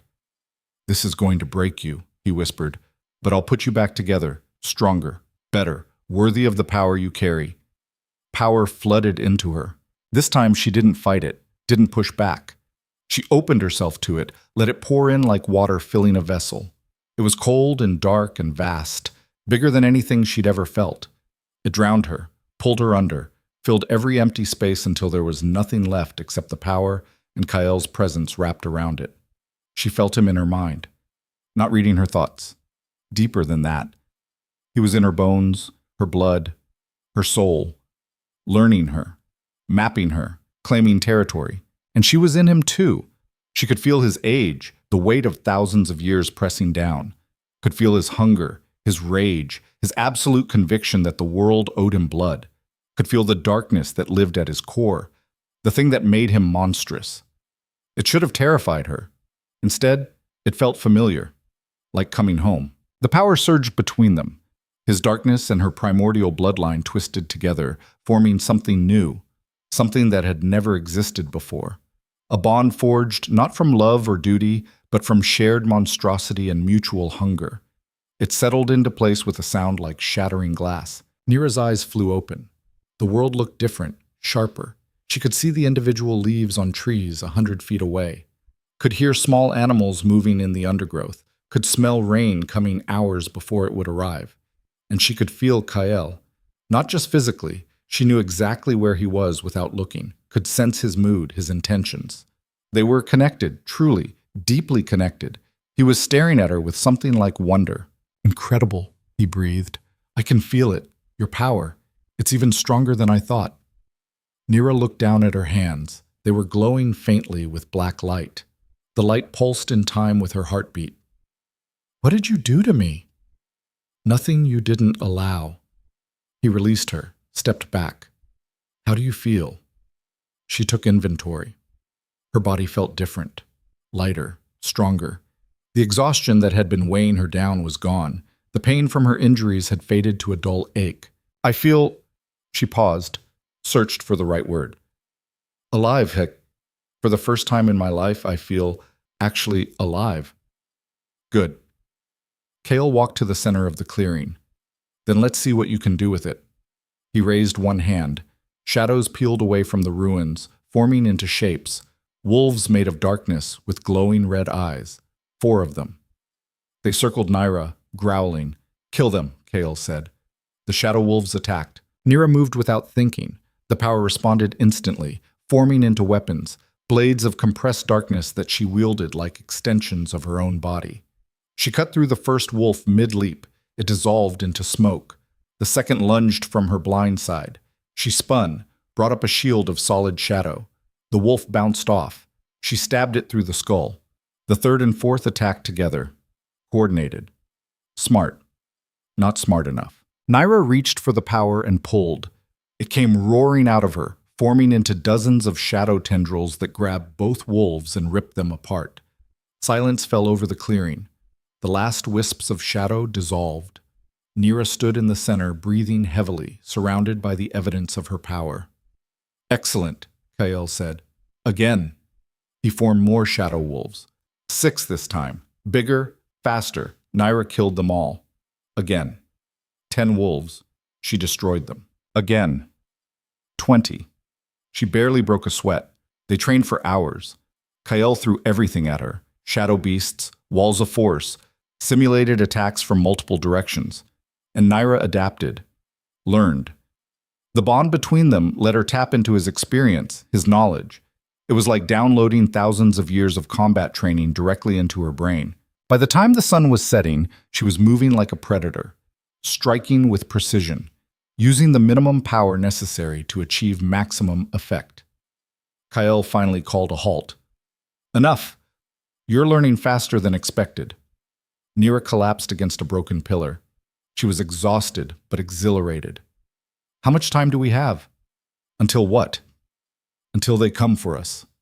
Kael walked to the edge of the clearing, looking out into the forest. "They're already here." Nyra's head snapped up. "What?" "I can feel them, moving through the woods, surrounding this position." His smile was cold. "Looks like Darius called in those favors after all. I count 60 wolves, maybe more, coming from all directions. Fear spiked through her. We need to run. No. Kale's voice was flat, final. No more running. We make our stand here. We'll die. You'll die if you keep thinking like prey. He turned to face her. You have power strong enough to level mountains. A bond with an ancient alpha who's forgotten more about combat than they'll ever know. And motivation they can't match. They're fighting for pride. You're fighting for survival. He walked toward her, grabbed her shoulders. So stop being afraid, he said, and show them what happens when they hunt a predator. The first wolves appeared at the tree line, then more and more. They formed a ring around the clearing, blocking every exit. Nyra recognized some of them from Silverbrook, but most were strangers, fighters from allied packs, all here to kill her. Darius stepped out from among them, still in human form, still radiating that alpha authority. Last chance, Nyra, he called out. Surrender the monster and maybe we let you live. He's not a monster, Nyra called back. She was surprised at how steady her voice sounded. He's my ally. Then you'll die with him. Darius's eyes glowed gold. Kill them both. The wolves attacked as one. 60 fighters charging from all sides. Kyle laughed. Finally, a real fight. He exploded into motion, became shadow and death and everything the stories said he was. Where he moved, wolves fell. Blood sprayed. Screams filled the air. But there were too many. They kept coming, pressing in from all sides. Kyle was fast, impossibly fast, but even he couldn't be everywhere at once. A wolf broke through his defense, charged straight at Nyra. She met it with a blade of shadow, cut it down. Another came. She killed that one too. And another. And another. The power sang in her veins. The bond let her coordinate with Kyle without speaking. When he moved left, she covered right. When he engaged 3 wolves, she handled the 2 trying to flank him. They fought like they'd been doing this for years instead of hours, but the numbers were overwhelming. A wolf got past her guard. Its claws raked across her ribs. Pain flared. She stumbled. 3 more rushed her while she was off balance. Kyle appeared between them and her. Get up. Nyra pushed to her feet. Blood ran down her side. The wound was deep. I can't. There's too many. Then don't fight them one at a time. Kyle grabbed her hand. Power flooded through the bond. His darkness mixing with hers. Use everything. Hold nothing back. But do it! Nyra reached deep, grabbed every ounce of power she had, pulled it up through the bond, adding Kyle's strength to her own. The combined force was staggering, massive, more power than any one person should be able to hold. She let it loose. The explosion leveled everything within 100 feet. Wolves were thrown back like leaves in a hurricane. Trees shattered. The ground itself cracked. And at the center of it all, Nyra stood wreathed in black flames that didn't burn. Silence fell over this battlefield. The surviving wolves stared at her, at the crater she'd created, at the evidence of her power. Darius pushed to his feet. Blood ran from a cut above his eye. What are you? I'm done being afraid of you, Nyra said. Her voice echoed strangely. All of you. She raised her hand. The power gathered around it. Last chance, she said. Leave now, or I... Pain exploded in her chest. Nyra looked down. There was a silver blade protruding from between her ribs, stuck completely through her body. Blood poured down her stomach. She turned her head, saw her cousin Jenna standing behind her, eyes empty, hands still gripping the sword she'd just driven through Nyra's back. I'm sorry, Jenna whispered. They have my daughter. They said if I didn't kill you... Nyra tried to speak, couldn't. Blood filled her mouth. Silver? Kale said. His voice was distant, fading. The blade is silver. It's blocking the bond. I can't... The world tilted. Nyra fell, hit the ground hard. Above her, she could see Darius approaching. Could see wolves closing in. Could see Jenna crying as she pulled the sword free. Bring chains, Darius said. Silver chains. We're taking them both to the council. Darkness crept in at the edges of Nyra's vision. She tried to reach for the power, but it slipped through her mental fingers like water. The silver in her blood was spreading, poisoning everything it touched. She felt hands grabbing her, felt cold metal closing around her wrists, felt herself being lifted. The last thing she saw before unconsciousness took her was Kael's face. He was chained too. Silver wrapped around him so thick he could barely move. His red eyes met hers. "I'll get us out," he mouthed. "I promise." Then everything went black. When Nyra woke, she was in a cage. The cage was silver, bars thick as her wrist, woven together in a pattern that left no gaps. Every surface was cold metal that burned where it touched her skin. Nyra lay curled on her side, breathing shallow, trying not to move. Every breath sent pain lancing through her chest where the blade had pierced her. She could hear voices, distant, arguing. Too dangerous to keep alive. The council wants them both intact. Seen what she can do? What he can do? We should kill them now while they're weak. Nyra forced her eyes open. The world swam into focus slowly. She was in some kind of stone chamber. Torches lined the walls, casting flickering shadows. Her cage sat in the center of the room, raised on a platform. And 20 feet away, in an identical cage, was Kael. He was awake. Sitting with his back against the bars, silver chains wrapped around his wrists and ankles. More chains crossed his chest. The metal smoked where it touched him, burning his skin, but his face showed nothing, just cold indifference. His red eyes found hers. Something passed between them through the bond, not words, but a feeling. Patience. Wait. The door opened. Darius walked in, followed by 3 other alphas Nyra didn't recognize. All of them radiated power and authority. All of them looked at her like she was a problem to be solved. "She's awake," one of them said. A woman with silver hair and eyes like ice. "Good. We can begin." "Begin what?" Nyra's voice came out as a rasp. "Your trial." Darius stopped in front of her cage. "The council has convened to decide what to do with you. With both of you. Trial implies I get to defend myself." "You killed 15 pack members," the silver-haired woman said coldly. "There is no defense for that." "They attacked me first.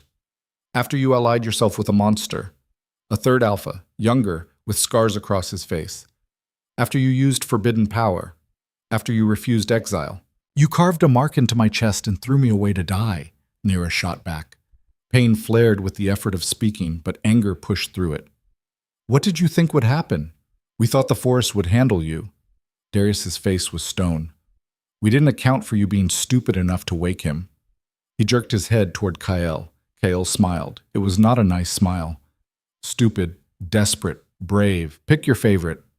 "Silence," the scarred alpha snapped. "You don't get to speak." "Actually, I do. You want a trial? Fine, let's have one." Kael stood. The chains rattled but held. "I claim right of testimony under the old laws."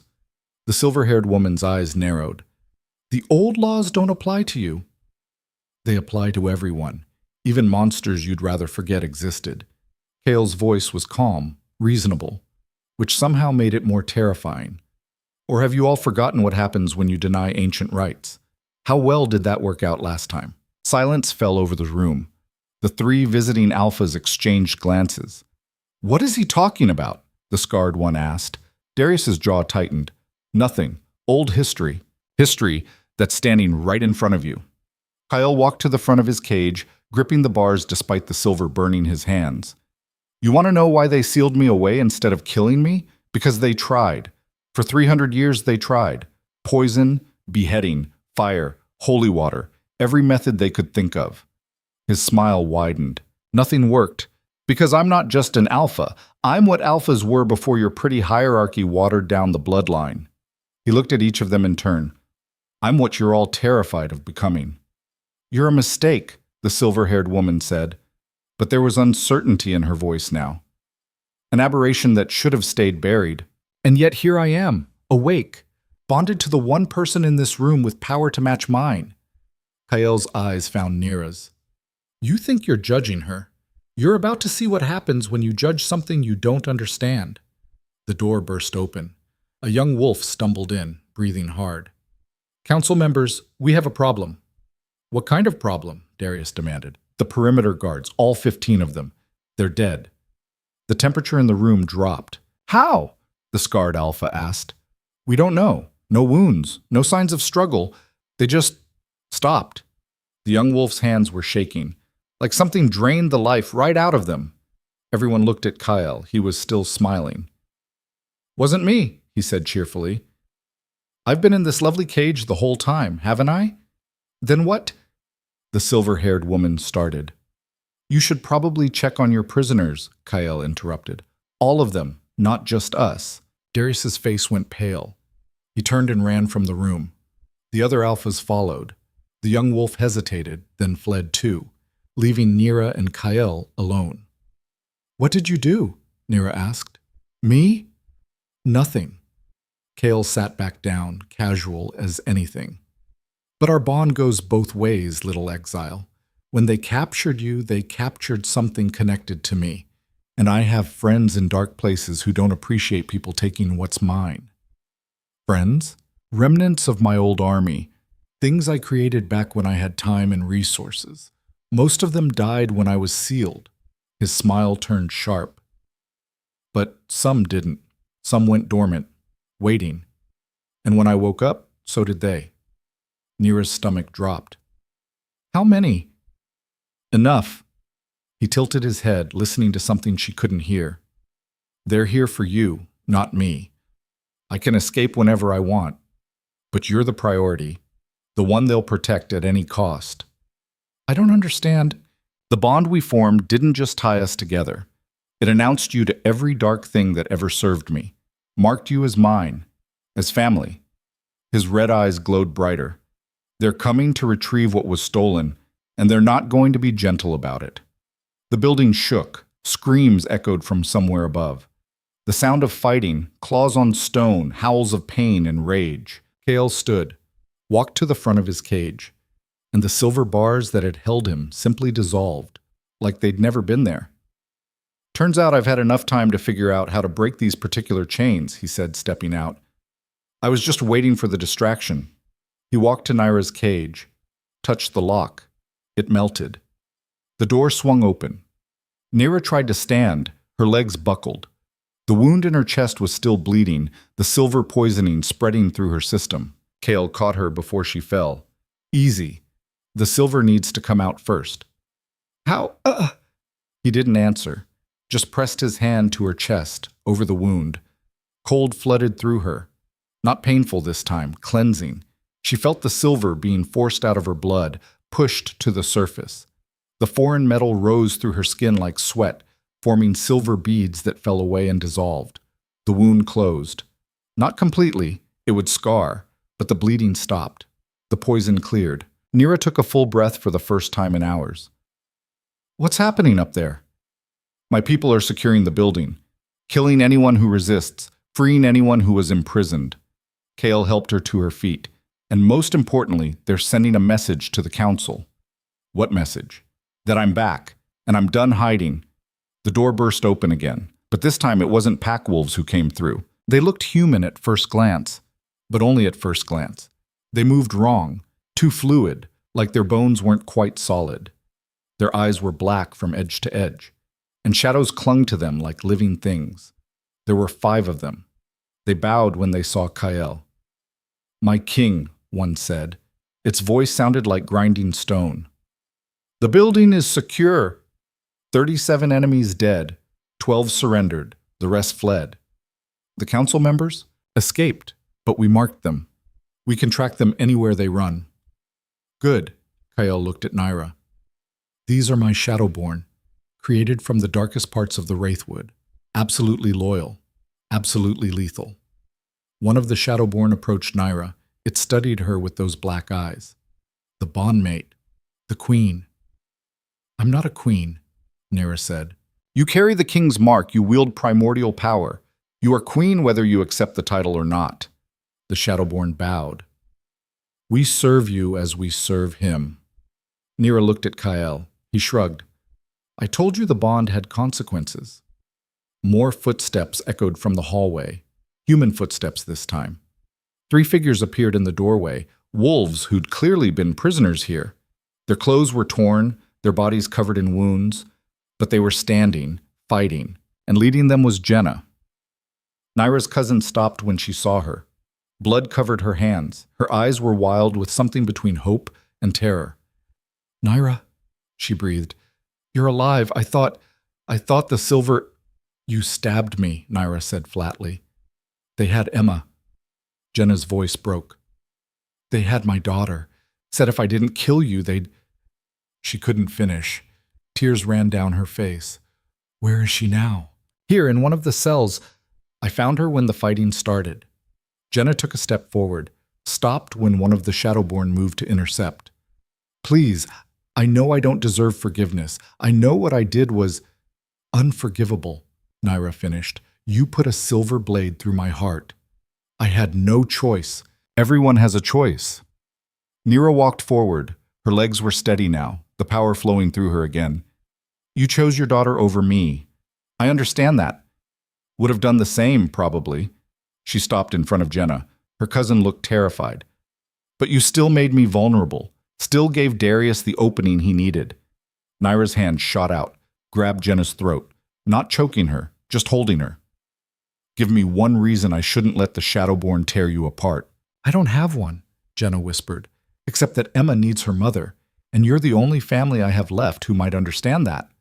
Nyra stared into her cousin's eyes, saw genuine regret there, genuine fear, but also the desperate love of a mother who'd do anything to protect her child. She released Jenna's throat. You get one chance, one. You work for me now, not the pack, not the council, me. Her voice went cold. And if you ever betray me again, I won't kill you. I'll do worse, understand? Jenna nodded frantically. Yes, I understand. Good. Nyra looked at the other freed prisoners. That goes for all of you. You can leave, go back to your packs. Or you can stay. Join me. Help me burn down the system that put you in cages. The three prisoners exchanged glances. One of them, a young man with burn scars across his arms, stepped forward. I'm in, he said. The council imprisoned me for refusing an Alpha's bond, kept me chained for 2 years. If you're fighting them, I'm with you.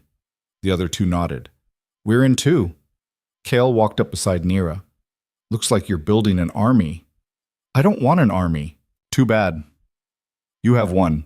He gestured at the Shadowborn, at the freed prisoners, at the chaos visible through the doorway. These people need a leader, something to believe in that isn't the council's hierarchy and rules. I don't know how to lead. You'll learn. His hand landed on her shoulder. But first, we need to move. Darius and the others escaped. They'll be gathering forces, calling in every favor they have. We need to be somewhere defensible when they come back. Where? Kale's smile was sharp. The one place they'll never think to look. The one place they've been taught to fear and avoid their whole lives. The Wraithwood, Nyra said, the deep Wraithwood, the heart of it, where the old magic still flows and the ancient rules apply. He started walking toward the door. Where I was sealed, where I'm strongest. The Shadowborn fell into formation around them. Jenna and the other freed prisoners followed behind. They moved through the building, some kind of council headquarters, built into the side of a mountain. Bodies littered the hallways. Most were pack wolves. Some were prisoners who'd fought back and lost. They emerged into cold night air. The sky above was choked with clouds. No stars visible. Rain was coming. How many Shadowborn did you create? Nyra asked as they walked. Originally? 300. Kale looked out into the darkness. Most died fighting when they sealed me, but I can make more. As long as the Wraithwood exists, as long as there's darkness and old magic, I can create servants. And they'll just obey? They're extensions of my will. They don't have a choice. He glanced at her. Unlike you, unlike anyone who follows you by choice. That's the difference between an army and a cult. They walked in silence for a while. Behind them, the freed prisoners whispered among themselves. Ahead, the Shadowborn scouted, moving through the trees like living shadows. What happens when we reach the deep woods? Nyra asked. We fortify, build defenses, train. Kale's red eyes glowed in the darkness. And we prepare for war. Because that's what's coming. The council won't let this stand. They'll marshal every pack, every alpha, every fighter they can find. How many? 500, maybe 1,000 if they call in debts from distant territories. He didn't sound concerned. They'll come with silver weapons, ancient spells, every trick they learned from sealing me the first time. Can we win? Kyle stopped walking, turned to face her fully. That depends. Can you become what you need to become? Can you stop thinking of yourself as the rejected exile and start thinking of yourself as the queen these people need? Nyra looked back at the group following them. At Jenna, who'd betrayed her but was here anyway. At the scarred young man who'd chosen her over freedom. At the Shadowborn who called her queen like it was simple fact. I don't know how to be a queen. Neither did I when I started, but I learned. His hand found hers, cold fingers intertwining with warm. You have power they can't match, a bond that makes you stronger than any alpha alive, and something they'll never have. What's that? Nothing left to lose. His smile was dark. They fear losing their status, their authority, their comfortable lives. You've already lost everything, which means you can risk everything. Thunder rumbled overhead. The first drops of rain began to fall. We should move, one of the Shadowborn said. The council will send trackers. Better to be in defended territory when they arrive. They walked faster. The forest grew denser as they went deeper. The trees here were massive, ancient things that had stood for centuries. Their roots formed natural walls and barriers. The undergrowth was thick with plants that glowed faintly in the darkness. After hours of walking, they reached a clearing. In the center stood another ruin, but this one was different. Not destroyed, just old. A stone fortress that looked like it had grown from the earth itself. Walls covered in vines and moss, towers that still stood tall despite obvious age. This was my stronghold, Kael said, before they came for me, before they managed to seal me in that tomb. He walked toward the entrance. Some of my defenses are still intact.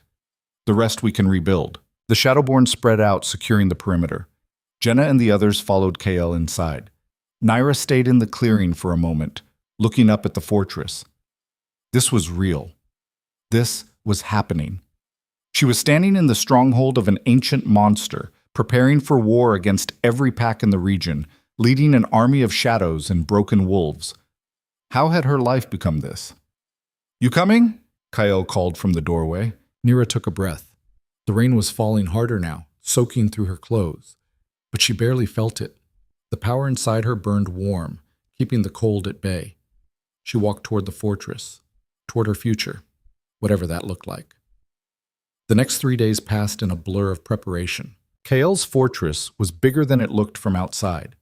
The interior was a maze of rooms and hallways, some carved from stone, others formed from living wood that had grown over centuries. The Shadowborn moved through it like they'd never left, opening sealed chambers and reactivating ancient defenses.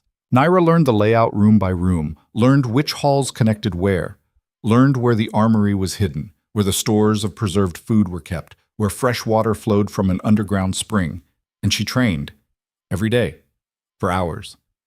Kael pushed her harder than before, now that they had time and space, teaching her to fight with weapons and without, teaching her to use her power in more precise ways, teaching her to lead. That last one was the hardest. Leadership isn't about being the strongest, Kael said on the third day. They were in the main hall where the freed prisoners, now numbering almost 20, gathered for meals. It's about making people believe in something bigger than themselves. I'm not good at inspiring speeches. Then don't give them. Lead by example. He gestured at the people around them. Show them you're willing to fight, willing to bleed, willing to make the hard choices they can't make themselves. Nyra looked around this hall, at faces she was starting to recognize.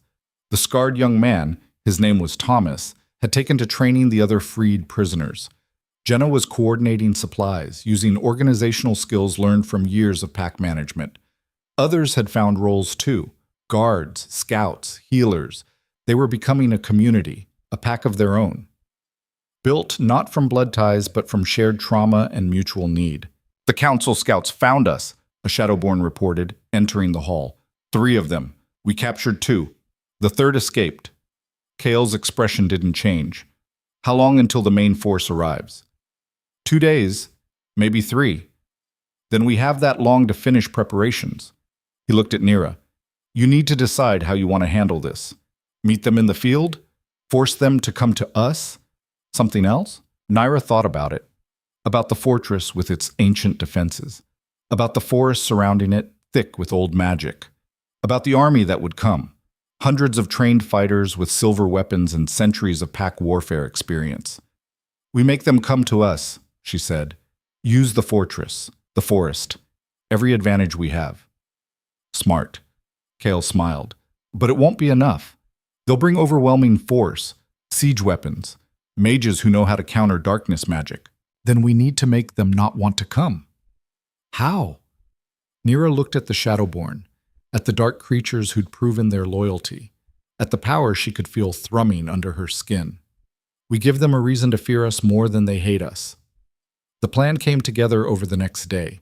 It was risky, probably insane, but it was the only thing that made sense. They would ambush the council's scouts, not kill them, capture them, show them the fortress, show them the Shadowborn, show them what Nyra could do with her power, and then let them report back. You want them to know how strong we are? Thomas asked when she explained it. Won't that just make them bring more fighters? Maybe, Nyra said. Or maybe it will make them think twice, make them negotiate instead of attacking. Fear is a weapon too. Kale was watching her with something like pride. You're learning. The captured scouts arrived that evening, dragged in by Shadowborn. 2 young wolves, barely out of training. They looked terrified. Nyra had them brought to the main hall, made sure the whole fortress could see, made sure they understood what they were looking at. You're going to take a message back to the council, she told them. Both scouts nodded frantically. Tell them I'm done running, done hiding, done being the monster they created and then tried to throw away. She let power flow into her hands, black flames that didn't burn. The scouts' eyes went wide. Tell them they can come for me if they want, but they better bring everything they have. She walked closer. Let them see her eyes, darker than they'd been before the bond, filled with power that shouldn't exist. Because I'm not the rejected exile anymore. I'm what they should have killed when they had the chance. The flames grew brighter, hotter. The temperature in the room spiked. And if they're smart, Nyra finished, they'll negotiate. Because if they force me to fight, I won't stop with them. I'll burn the whole rotten system to ash, every pack, every council, every alpha who thinks power comes from authority instead of strength. She released the power, let it dissipate. Now get out of here. Go tell them what you saw. The Shadowborn escorted the scouts out. Release them at the forest's edge. Let them run back to their masters. Kale walked up beside Nyra as they watched the scouts disappear. That was a gamble, he said. Everything we're doing is a gamble. True. He was quiet for a moment. You sounded like a queen just then. Commanding, powerful, sure of yourself. I was faking it. We're all faking it until we're not. His hand found her shoulder. The difference is, you're starting to believe your own act. That's when it becomes real. 2 days later, the council's army arrived. But they didn't attack. Instead, they sent a messenger, a lone wolf carrying a white flag and a sealed letter. Nyra read it while Kyle looked over her shoulder. It was from the silver-haired woman. Apparently her name was Counselor Mira. The letter was surprisingly direct. The council wanted to negotiate. They acknowledged that attacking the fortress would be costly, that Nyra had power they didn't fully understand, that perhaps there was a way to resolve this without more bloodshed. It's a trap, Jenna said when Nyra showed her the letter.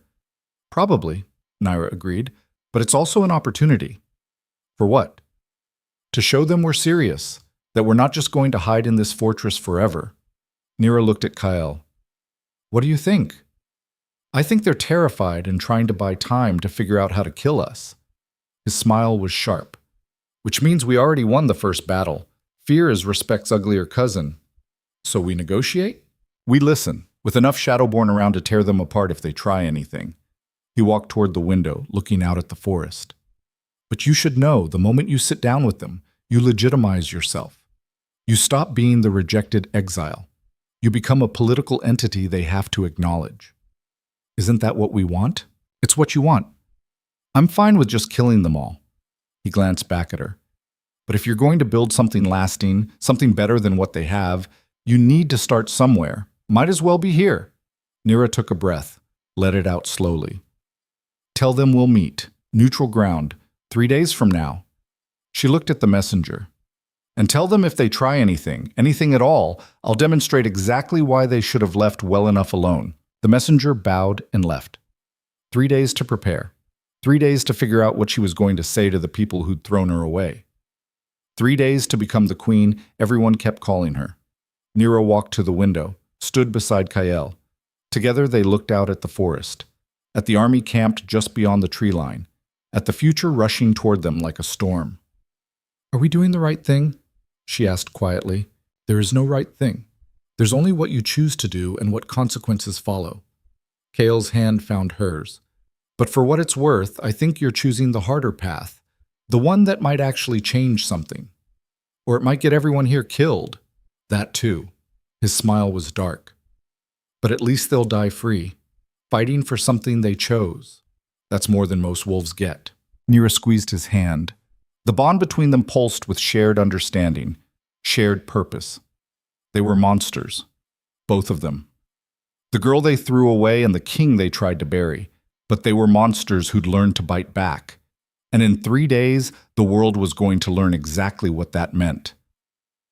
The 3 days passed faster than Nyra expected. She spent them preparing, not just for the negotiation, for what would come after. Because one way or another, things were about to change permanently. Kael drilled her on council politics, who the major players were, what they wanted, what they feared. He'd been sealed for 1,000 years, but power structures didn't change that much.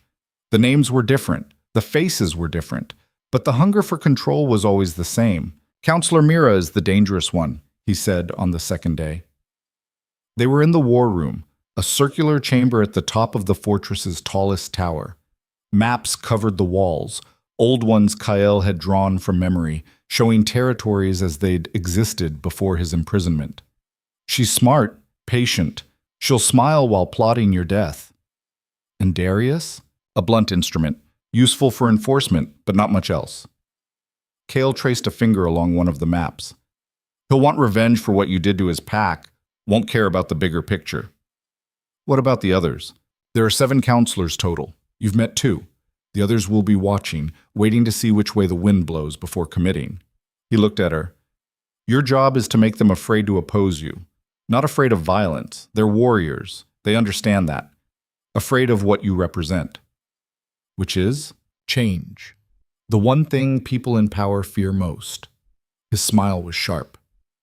"You're proof their system is broken. That rejected exiles can become queens. That power doesn't flow from their carefully maintained hierarchy. They'll try to contain you, neutralize you, or kill you to stop that truth from spreading." Nyra walked to the window. Below she could see the fortress courtyard where Thomas was training the freed prisoners. They'd grown in number, 40 now, refugees from other packs who'd heard rumors and come seeking shelter, seeking something to believe in. "What if I can't do this?" she asked quietly. "What if I fail them? Then they'll die. You'll die. And the council will go back to pretending the system works." Kael walked up beside her. "But you won't fail." "How do you know?" "Because failure would mean admitting they were right about you, and you're too stubborn for that." His hand landed on her shoulder. "Besides, you have me, and I've been overthrowing power structures since before their ancestors were born." The morning of the negotiation arrived cold and clear. Frost covered the ground, turning everything white and sharp. Nyra dressed carefully, not in the torn clothes she'd been wearing when they threw her out, but in armor the Shadowborn had found in the fortress's depths. Black leather reinforced with dark metal. It fit like it had been made for her. Maybe it had been, centuries ago, for someone else Kael had chosen. She braided her hair back. Let the rejection mark show on her chest where the armor's neckline dipped. Let them see what they'd done to her. "Ready?" Kael appeared in the doorway. He'd dressed for war too, full armor, black as midnight, with a sword at his hip that looked older than civilization. "No, but let's go anyway." They assembled in his courtyard. Nyra, Kael, and 20 Shadowborn. The rest stayed behind to guard the fortress. Jenna wanted to come, but Nyra refused. This needed to be about power, not personal grudges. The neutral ground was a clearing 5 miles from the fortress. Old stone markers ringed it. Apparently this place had been used for negotiations before, back when the pack still remembered how to solve problems without bloodshed. The council was already there when they arrived. 7 of them, as Kael had said. Mira, with her silver hair and ice eyes. Darius, radiating barely controlled rage. 5 others, all older, all carrying the weight of authority like a weapon. Behind them stood 50 warriors, fully armed, ready for violence. Nyra's Shadowborn spread out in response. 20 against 50. Bad odds for a normal fight. But the Shadowborn weren't normal, and everyone here knew it. Nyra Vale, Mira said. Her voice was calm, pleasant, like they were meeting for tea. Thank you for agreeing to this meeting. I didn't agree. I demanded it. Nyra stopped 20 feet from the council. You wanted to talk, so talk. Very well. Mira clasped her hands behind her back. The council is prepared to offer you clemency, full pardon for the deaths of our pack members, reinstatement to Silverbrook, if you wish it. In exchange for, you surrender Kale Virex to our custody, dismiss your Shadowborn, and submit to a binding oath that you will never use your power against pack interests again. Silence fell over the clearing. Even the wind seemed to stop. Nyra laughed. The sound was harsh and bitter. You want me to give up the only person who didn't throw me away, destroy the only army that's sworn to protect me, and chain my power so you can control me again? She shook her head. Did you actually think I'd say yes to that? We're offering you your life back, Darius snapped. Your place in the pack, everything you lost. I don't want it back. You took a girl who was trying her best and you carved her open because she scared you. Nyra's hands clenched into fists. You made me into this. Now you get to live with the consequences. Then we have nothing to discuss. Mira's expression didn't change, which is unfortunate. We were hoping to avoid further bloodshed. Funny. So was I. Nyra took a step forward. The Shadowborn moved with her, perfectly synchronized. Here's my counteroffer. You dissolve the council, let each pack govern itself without your interference, and you leave me and mine alone. One of the other counselors, an old man with a scarred face, laughed. You expect us to surrender our authority because a rejected exile makes demands? I expect you to recognize reality. You can't kill me, you can't contain me, and every day I exist proves your system is broken. Nyra let power flow into her hands, black flames that didn't burn. So yes, I expect you to surrender, or I'll make you. You're outnumbered, Darius said, 5-1. Even with your pet monster and his shadows, you can't win. Numbers don't matter when one side has all the power. Kale's voice was cold. You should know that. It took 50 of your strongest alphas to seal me last time. You brought 50 warriors. Think about that math. Mira's eyes narrowed. You're bluffing. If you were truly that strong, you would have attacked already. We're not bluffing, Nyra said. We're being merciful, giving you a chance to walk away before this gets ugly. Then prove it. The scarred counselor stepped forward. Show us this power you claim to have. Demonstrate why we should fear you. Nyra looked at Kyle. He nodded slightly. Permission, or maybe encouragement. She reached for the power, not carefully, not controlled. She grabbed everything she had and pulled it to the surface. The bond with Kyle amplified it, doubled it, made it something vast and terrible. The ground beneath her feet cracked. The air itself seemed to darken, and the power poured out of her in waves that made the warriors stumble back. You want proof? Nyra's voice echoed strangely, layered with something that wasn't quite human. Fine. She threw her hands forward. The power lashed out like a living thing. It hit the tree line and kept going. Trees exploded. The ground tore open. For half a mile in every direction, the forest simply ceased to exist, reduced to splinters and scorched earth in seconds. When the dust settled, there was a crater, 50 feet deep, 100 feet across. Steam rose from the bottom where the power had burned so hot it had melted stone. Total silence. The council stared at the destruction, at what Nyra had done with a single attack. The warriors behind them looked ready to run. That's what I can do when I'm holding back, Nyra said. Her voice was steady despite the exhaustion pulling at her. That attack had cost her, but she couldn't let them see it. Imagine what I could do if I stopped being merciful. Mira's face had gone pale. This is unprecedented. This is what you created when you threw me away. Nyra walked forward, closer to the council, close enough to see the fear in their eyes. I didn't want this, didn't ask for it, but here we are. So you have a choice. Accept my terms, or find out what happens when I stop offering them.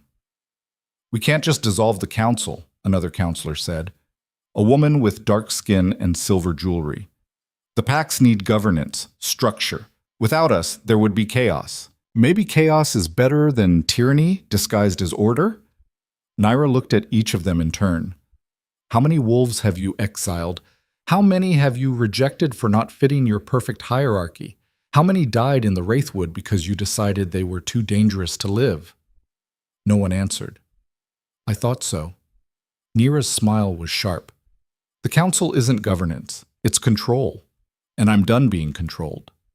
If we refuse, Nyra asked, if we decide you're too dangerous to let live, then we go to war. And I promise you, I won't stop with the council. I'll tear down every pack that supports you, every alpha that enforces your rules. I'll burn it all until there's nothing left except what I build from the ashes. You're threatening genocide, the scarred counselor said. I'm promising revolution. Nyra let the power fade from her hands. But I'd rather not. I'd rather build something new, something better, where power comes from strength and choice, not bloodlines and hierarchy. She took a step back. Beside her, Kael was watching with something like pride. You have 3 days, Nyra said. 3 days to decide. Dissolve the council voluntarily, and I'll leave you alone. Refuse, and I'll do it for you. This is madness, Darius said, but his voice lacked conviction. This is change. Get used to it. Nyra turned and walked away. The Shadowborn formed up around her. Behind her, she could hear the council arguing in hushed voices, could feel their fear and confusion through the bond Kael had taught her to sense. They made it back to the fortress without incident. The moment they were inside, Nyra's legs gave out. Kael caught her before she hit the ground. That was exhausting, she gasped. You just reshaped a 1/4 mile of forest. Exhausting as expected. He helped her to a chair. But it worked. They're terrified. Will they accept? Some of them, the smart ones. Kael poured her water from a pitcher. The others will resist, probably try to assassinate you. Standard political maneuvering. Great. Nyra drank the water. It helped a little. What do we do about that? Make it clear that killing you kills them too. Tie your life to theirs through magic. Old spells that make assassination suicide. He sat across from her. I know the rituals. We can perform them tonight. Won't that make me dependent on them? It goes both ways. They'll be dependent on you too. Mutually assured survival. His smile was dark. It's how I kept my court in line for 300 years. Over the next 3 days, more wolves arrived at the fortress. Not just exiles and refugees. Some came from established packs. Young wolves who'd heard about the rejected girl who'd stood up to the council, who'd seen the crater she'd made, who wanted to be part of whatever was coming next. Nyra met with each of them, listened to their stories. Most were like her, too powerful, too strange, too different to fit into the hierarchy. The council had been bleeding talent for generations, throwing away anyone who threatened the status quo. We could have an army, Thomas said on the second night. They were in the war room again, reviewing numbers. 200 fighters if we accept everyone who's asked to join. I don't want an army. I want a community. Nyra looked at the maps, at the territories spreading out from the fortress. People who choose to be here, not subjects, not soldiers, equals. That's not how packs work. Then maybe it's time packs work differently. The third day arrived. No word from the council. Nyra waited in the courtyard, watching the road, wondering if they'd come with acceptance or attack. At noon, riders appeared. Not warriors, just 3 figures on horseback. Mira and 2 counselors Nyra didn't recognize. She met them at the gate. Kael stood beside her, hand on his sword. Counselor, Nyra said, you have an answer? We do. Mira dismounted. She looked older than she had 3 days ago. Tired. 4 of us have agreed to your terms. We will dissolve the council effective immediately. And the other 3? They've chosen to fight. They're gathering forces as we speak, planning to attack this fortress within the week. Mira's expression was carefully neutral. I'm here to warn you, and to ask for sanctuary. That surprised Nyra. You want to join us? I want to survive what's coming. The old ways are dying, whether the council likes it or not. Mira looked around at the fortress, at the Shadowborn standing guard. You're building something new. I'd rather be part of it than crushed by it. Nyra studied the older woman, looking for deception, finding only exhaustion and pragmatism. You can stay, she said finally. But you don't give orders. You're not a counselor here, just another wolf looking for a place to belong. Understood. Nyra bowed slightly, actually bowed. To her. The other two counselors, the woman with silver jewelry and a young man who looked barely 30, nodded their agreement. The others will come with everything they have, the young counselor said. His name was Marcus. Different Marcus from the one who died in the ravine. Darius is leading them. He's called in favors from 6 different packs, maybe 300 fighters total. When? Kael asked. 5 days, maybe less. They're moving slower than usual because they're bringing siege weapons. Catapults, ballistae. Things designed to bring down walls. Nyra looked at Kael. Can the fortress hold against that? For a while, but not forever. He was quiet for a moment. We need to end this decisively. Make them surrender or die. Nothing in between. How? His smile was all teeth. We give them what they think they want. An open battle, and then we show them exactly how outmatched they are. The preparations took 4 days. Nyra pushed everyone hard, training, fortifying, planning. The fortress became a hive of controlled chaos. Shadowborn reinforced walls. Freed prisoners learned to fight in formation. Nyra and the other former counselors shared intelligence about the enemy's tactics and weaknesses. And Nyra trained until she couldn't stand. Until the power flowed as naturally as breathing. Until she could shape it into anything she needed. Weapons, shields, waves of pure destruction. You're ready, Kael said the night before the battle. They stood on the fortress walls looking out at the forest. In the distance, she could see fires. The enemy camp. 300 wolves preparing to attack at dawn. I'm terrified, Nyra said honestly. Good. Fear keeps you sharp. His hand found hers. But you're not the girl they threw away anymore. You're not even the exile who woke me up. You're something new, something they've never faced before.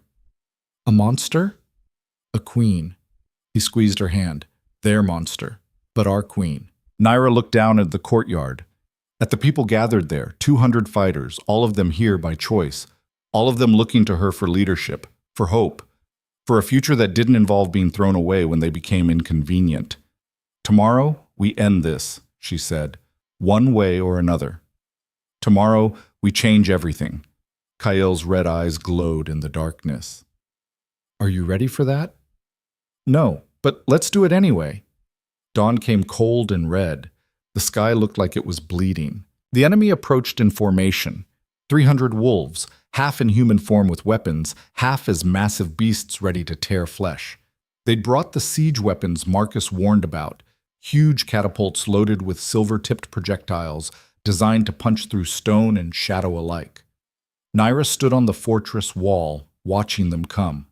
She'd dressed in full armor again, let her hair fly loose, made sure everyone could see her. Darius rode at the front of the army. When he got close enough, he called out, "Last chance, exile. Surrender Kael, and we'll let the others live." "No!" Nyra's voice carried across the battlefield. "Last chance for you. Leave now and I'll let you live. You're outnumbered 3-1.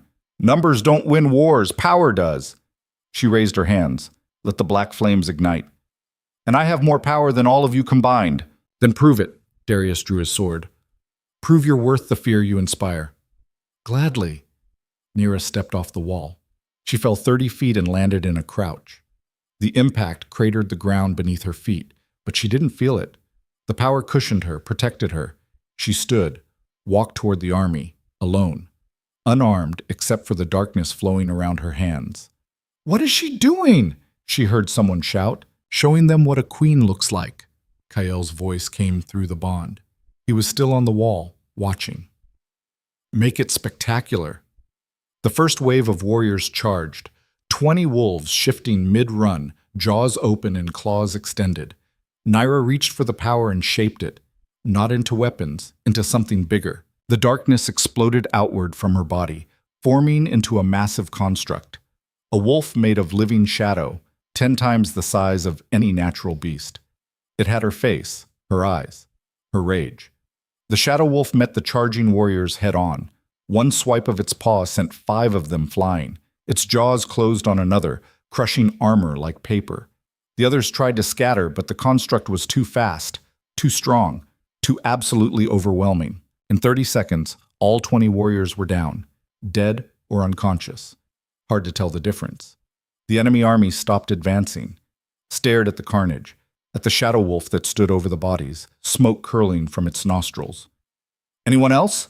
Nyra's voice came from the construct, amplified, terrible. "Or are you starting to understand?" Darius snarled. "Catapults! Fire!" The siege weapons released. Silver-tipped projectiles the size of tree trunks flew through the air, aimed at Nyra and her shadow wolf. She didn't dodge. Didn't need to.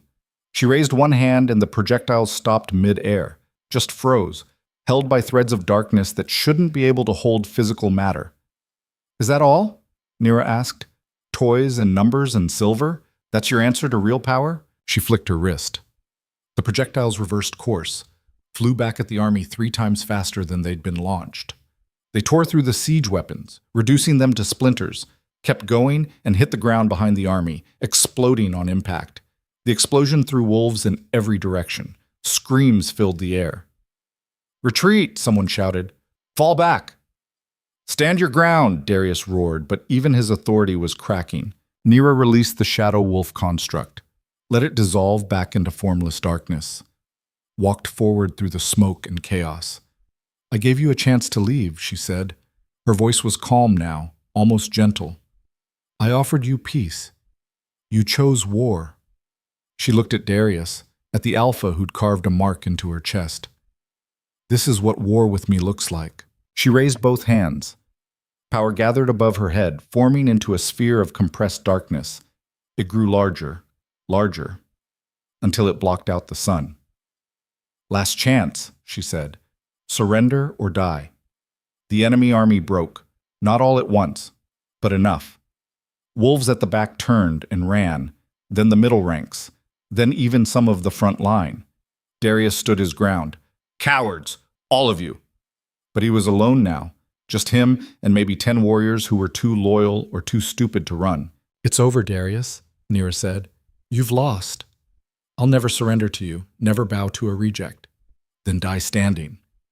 Nyra released the sphere of darkness. It hit the ground where Darius stood and detonated. The explosion was visible for miles. When the light faded, there was nothing left except a crater and scorched earth. Darius and his loyalists were gone, simply erased from existence. The battlefield fell silent. Nyra turned to face the fortress. Her people lined the walls, staring at her, at what she'd done, at the evidence of her power written across the landscape. She was exhausted, could barely stand. The power had taken everything she had and then some, but she stayed upright, walked back to the fortress through the smoke and bodies and broken weapons. Kael met her at the gate, caught her when her legs finally gave out. "Did I go too far?" she asked quietly. "You went exactly as far as you needed to." He helped her stand. "They'll remember this. The day a rejected exile became a queen. The day the old system died and something new was born." Around them, the gathered wolves began to cheer, not from fear, from genuine celebration, from relief and hope in the realization that they'd survived, from belief that maybe, finally, things could be different. The next week passed in a blur of treaties and negotiations. Word of the battle spread fast, of Darius's death, of the council's dissolution, of the S who'd become powerful enough to reshape reality. Other packs sent emissaries, some hostile, most curious, all of them wanting to know what came next. Nyra met with them all, sometimes with Kael's help, sometimes alone. She was getting better at the politics, at reading people, at knowing when to push and when to wait. And slowly, carefully, she started building what she'd promised. Not a new council, not a hierarchy, something different, a coalition. Packs governing themselves but agreeing to basic principles. No more exiling wolves for being different, no more rejection marks, no more throwing away anyone who didn't fit the mold. It wasn't perfect. There were fights, disagreements. Some packs refused to participate. But it was better. And better was a start. 3 months after the battle, Nyra stood in the fortress courtyard watching the sun set. The place had changed, grown. What started as a refuge had become a city. 500 wolves lived here now, building, learning, creating something new. Kael walked up beside her. "Tired?" "Always," She smiled. But good tired, productive tired. You've accomplished more in 3 months than the council did in 3 centuries. He was quiet for a moment. I'm proud of you. Even though I won't let you destroy everything? Especially because of that. His hand found hers. I spent 300 years ruling through fear. It worked, but it didn't build anything lasting. You're building something that might actually survive. We're building it, together. Together. He squeezed her hand. The monster and the queen. Nyra looked out at the city. At people who'd chosen to be here. Who'd chosen her. Not because she was the strongest, though she was. Not because she was the scariest, though she could be. Because she'd proven that strength came in forms the old system never understood. That being rejected didn't mean being worthless. That monsters were just people the powerful couldn't control. She thought about the girl who'd knelt in that stone circle 3 months ago. Bleeding, rejected, thrown away. That girl was gone. Dead. Burned away by everything that came after. But what replaced her was something better. Something stronger. Something that finally, after 23 years of trying to be small enough to fit in spaces too narrow to hold her, took up the space she deserved. Jenna appeared with her daughter, Emma. The little girl ran up and hugged Nyra's legs. Aunt Nyra, come see what I made. What did you make? A drawing of you fighting the bad alpha. Nyra looked at Jenna. Her cousin smiled sadly. She doesn't understand what happened that day. Just knows you saved us. Jenna's hand rested on her daughter's head. Thank you for giving us a second chance. Everyone deserves second chances, even you. Nyra ruffled Emma's hair. Show me this drawing. She let the little girl pull her away toward the small house Jenna had claimed as their own. Behind her, Kyle laughed. Very queenly, he called. Shut up, she called back, but she was smiling. That night, alone in her room at the top of the fortress, Nyra looked at herself in the mirror. The rejection mark was still there. It would always be there, but it didn't burn anymore. Didn't ache. It was just a scar. Proof of what she'd survived, what she'd overcome. She touched it gently, traced the 3 jagged lines with her fingertips. Thank you, she whispered. To Darius, wherever his soul had ended up. To the pack that threw her away. To everyone who'd decided she was worthless. Thank you for showing me exactly what I didn't want to become. The power inside her stirred, content, quiet, no longer fighting to be free because it didn't need to. She'd given it purpose, direction, a reason to exist beyond just destruction. Outside her window, the city glowed with lights. Hundreds of lives she was responsible for now. Hundreds of people who looked to her for leadership. Should have been terrifying. 3 months ago, it would have been. But now it just felt right. She wasn't the girl they threw away anymore. Wasn't the rejected exile. Wasn't even just Nyra Vale. She was the Queen of Shadows. The outcast who became legend. The monster who learned to wear her monstrosity like armor and build something beautiful from the pieces of a broken system. And in the end, that was enough. More than enough. It was everything. Nyra turned from the mirror and walked to her bed. Tomorrow would bring new challenges, new threats, new opportunities to prove that strength came from choice, not hierarchy. But tonight, she could rest. She'd earned it. The girl they threw away had become the queen they couldn't ignore. And the world would never be the same.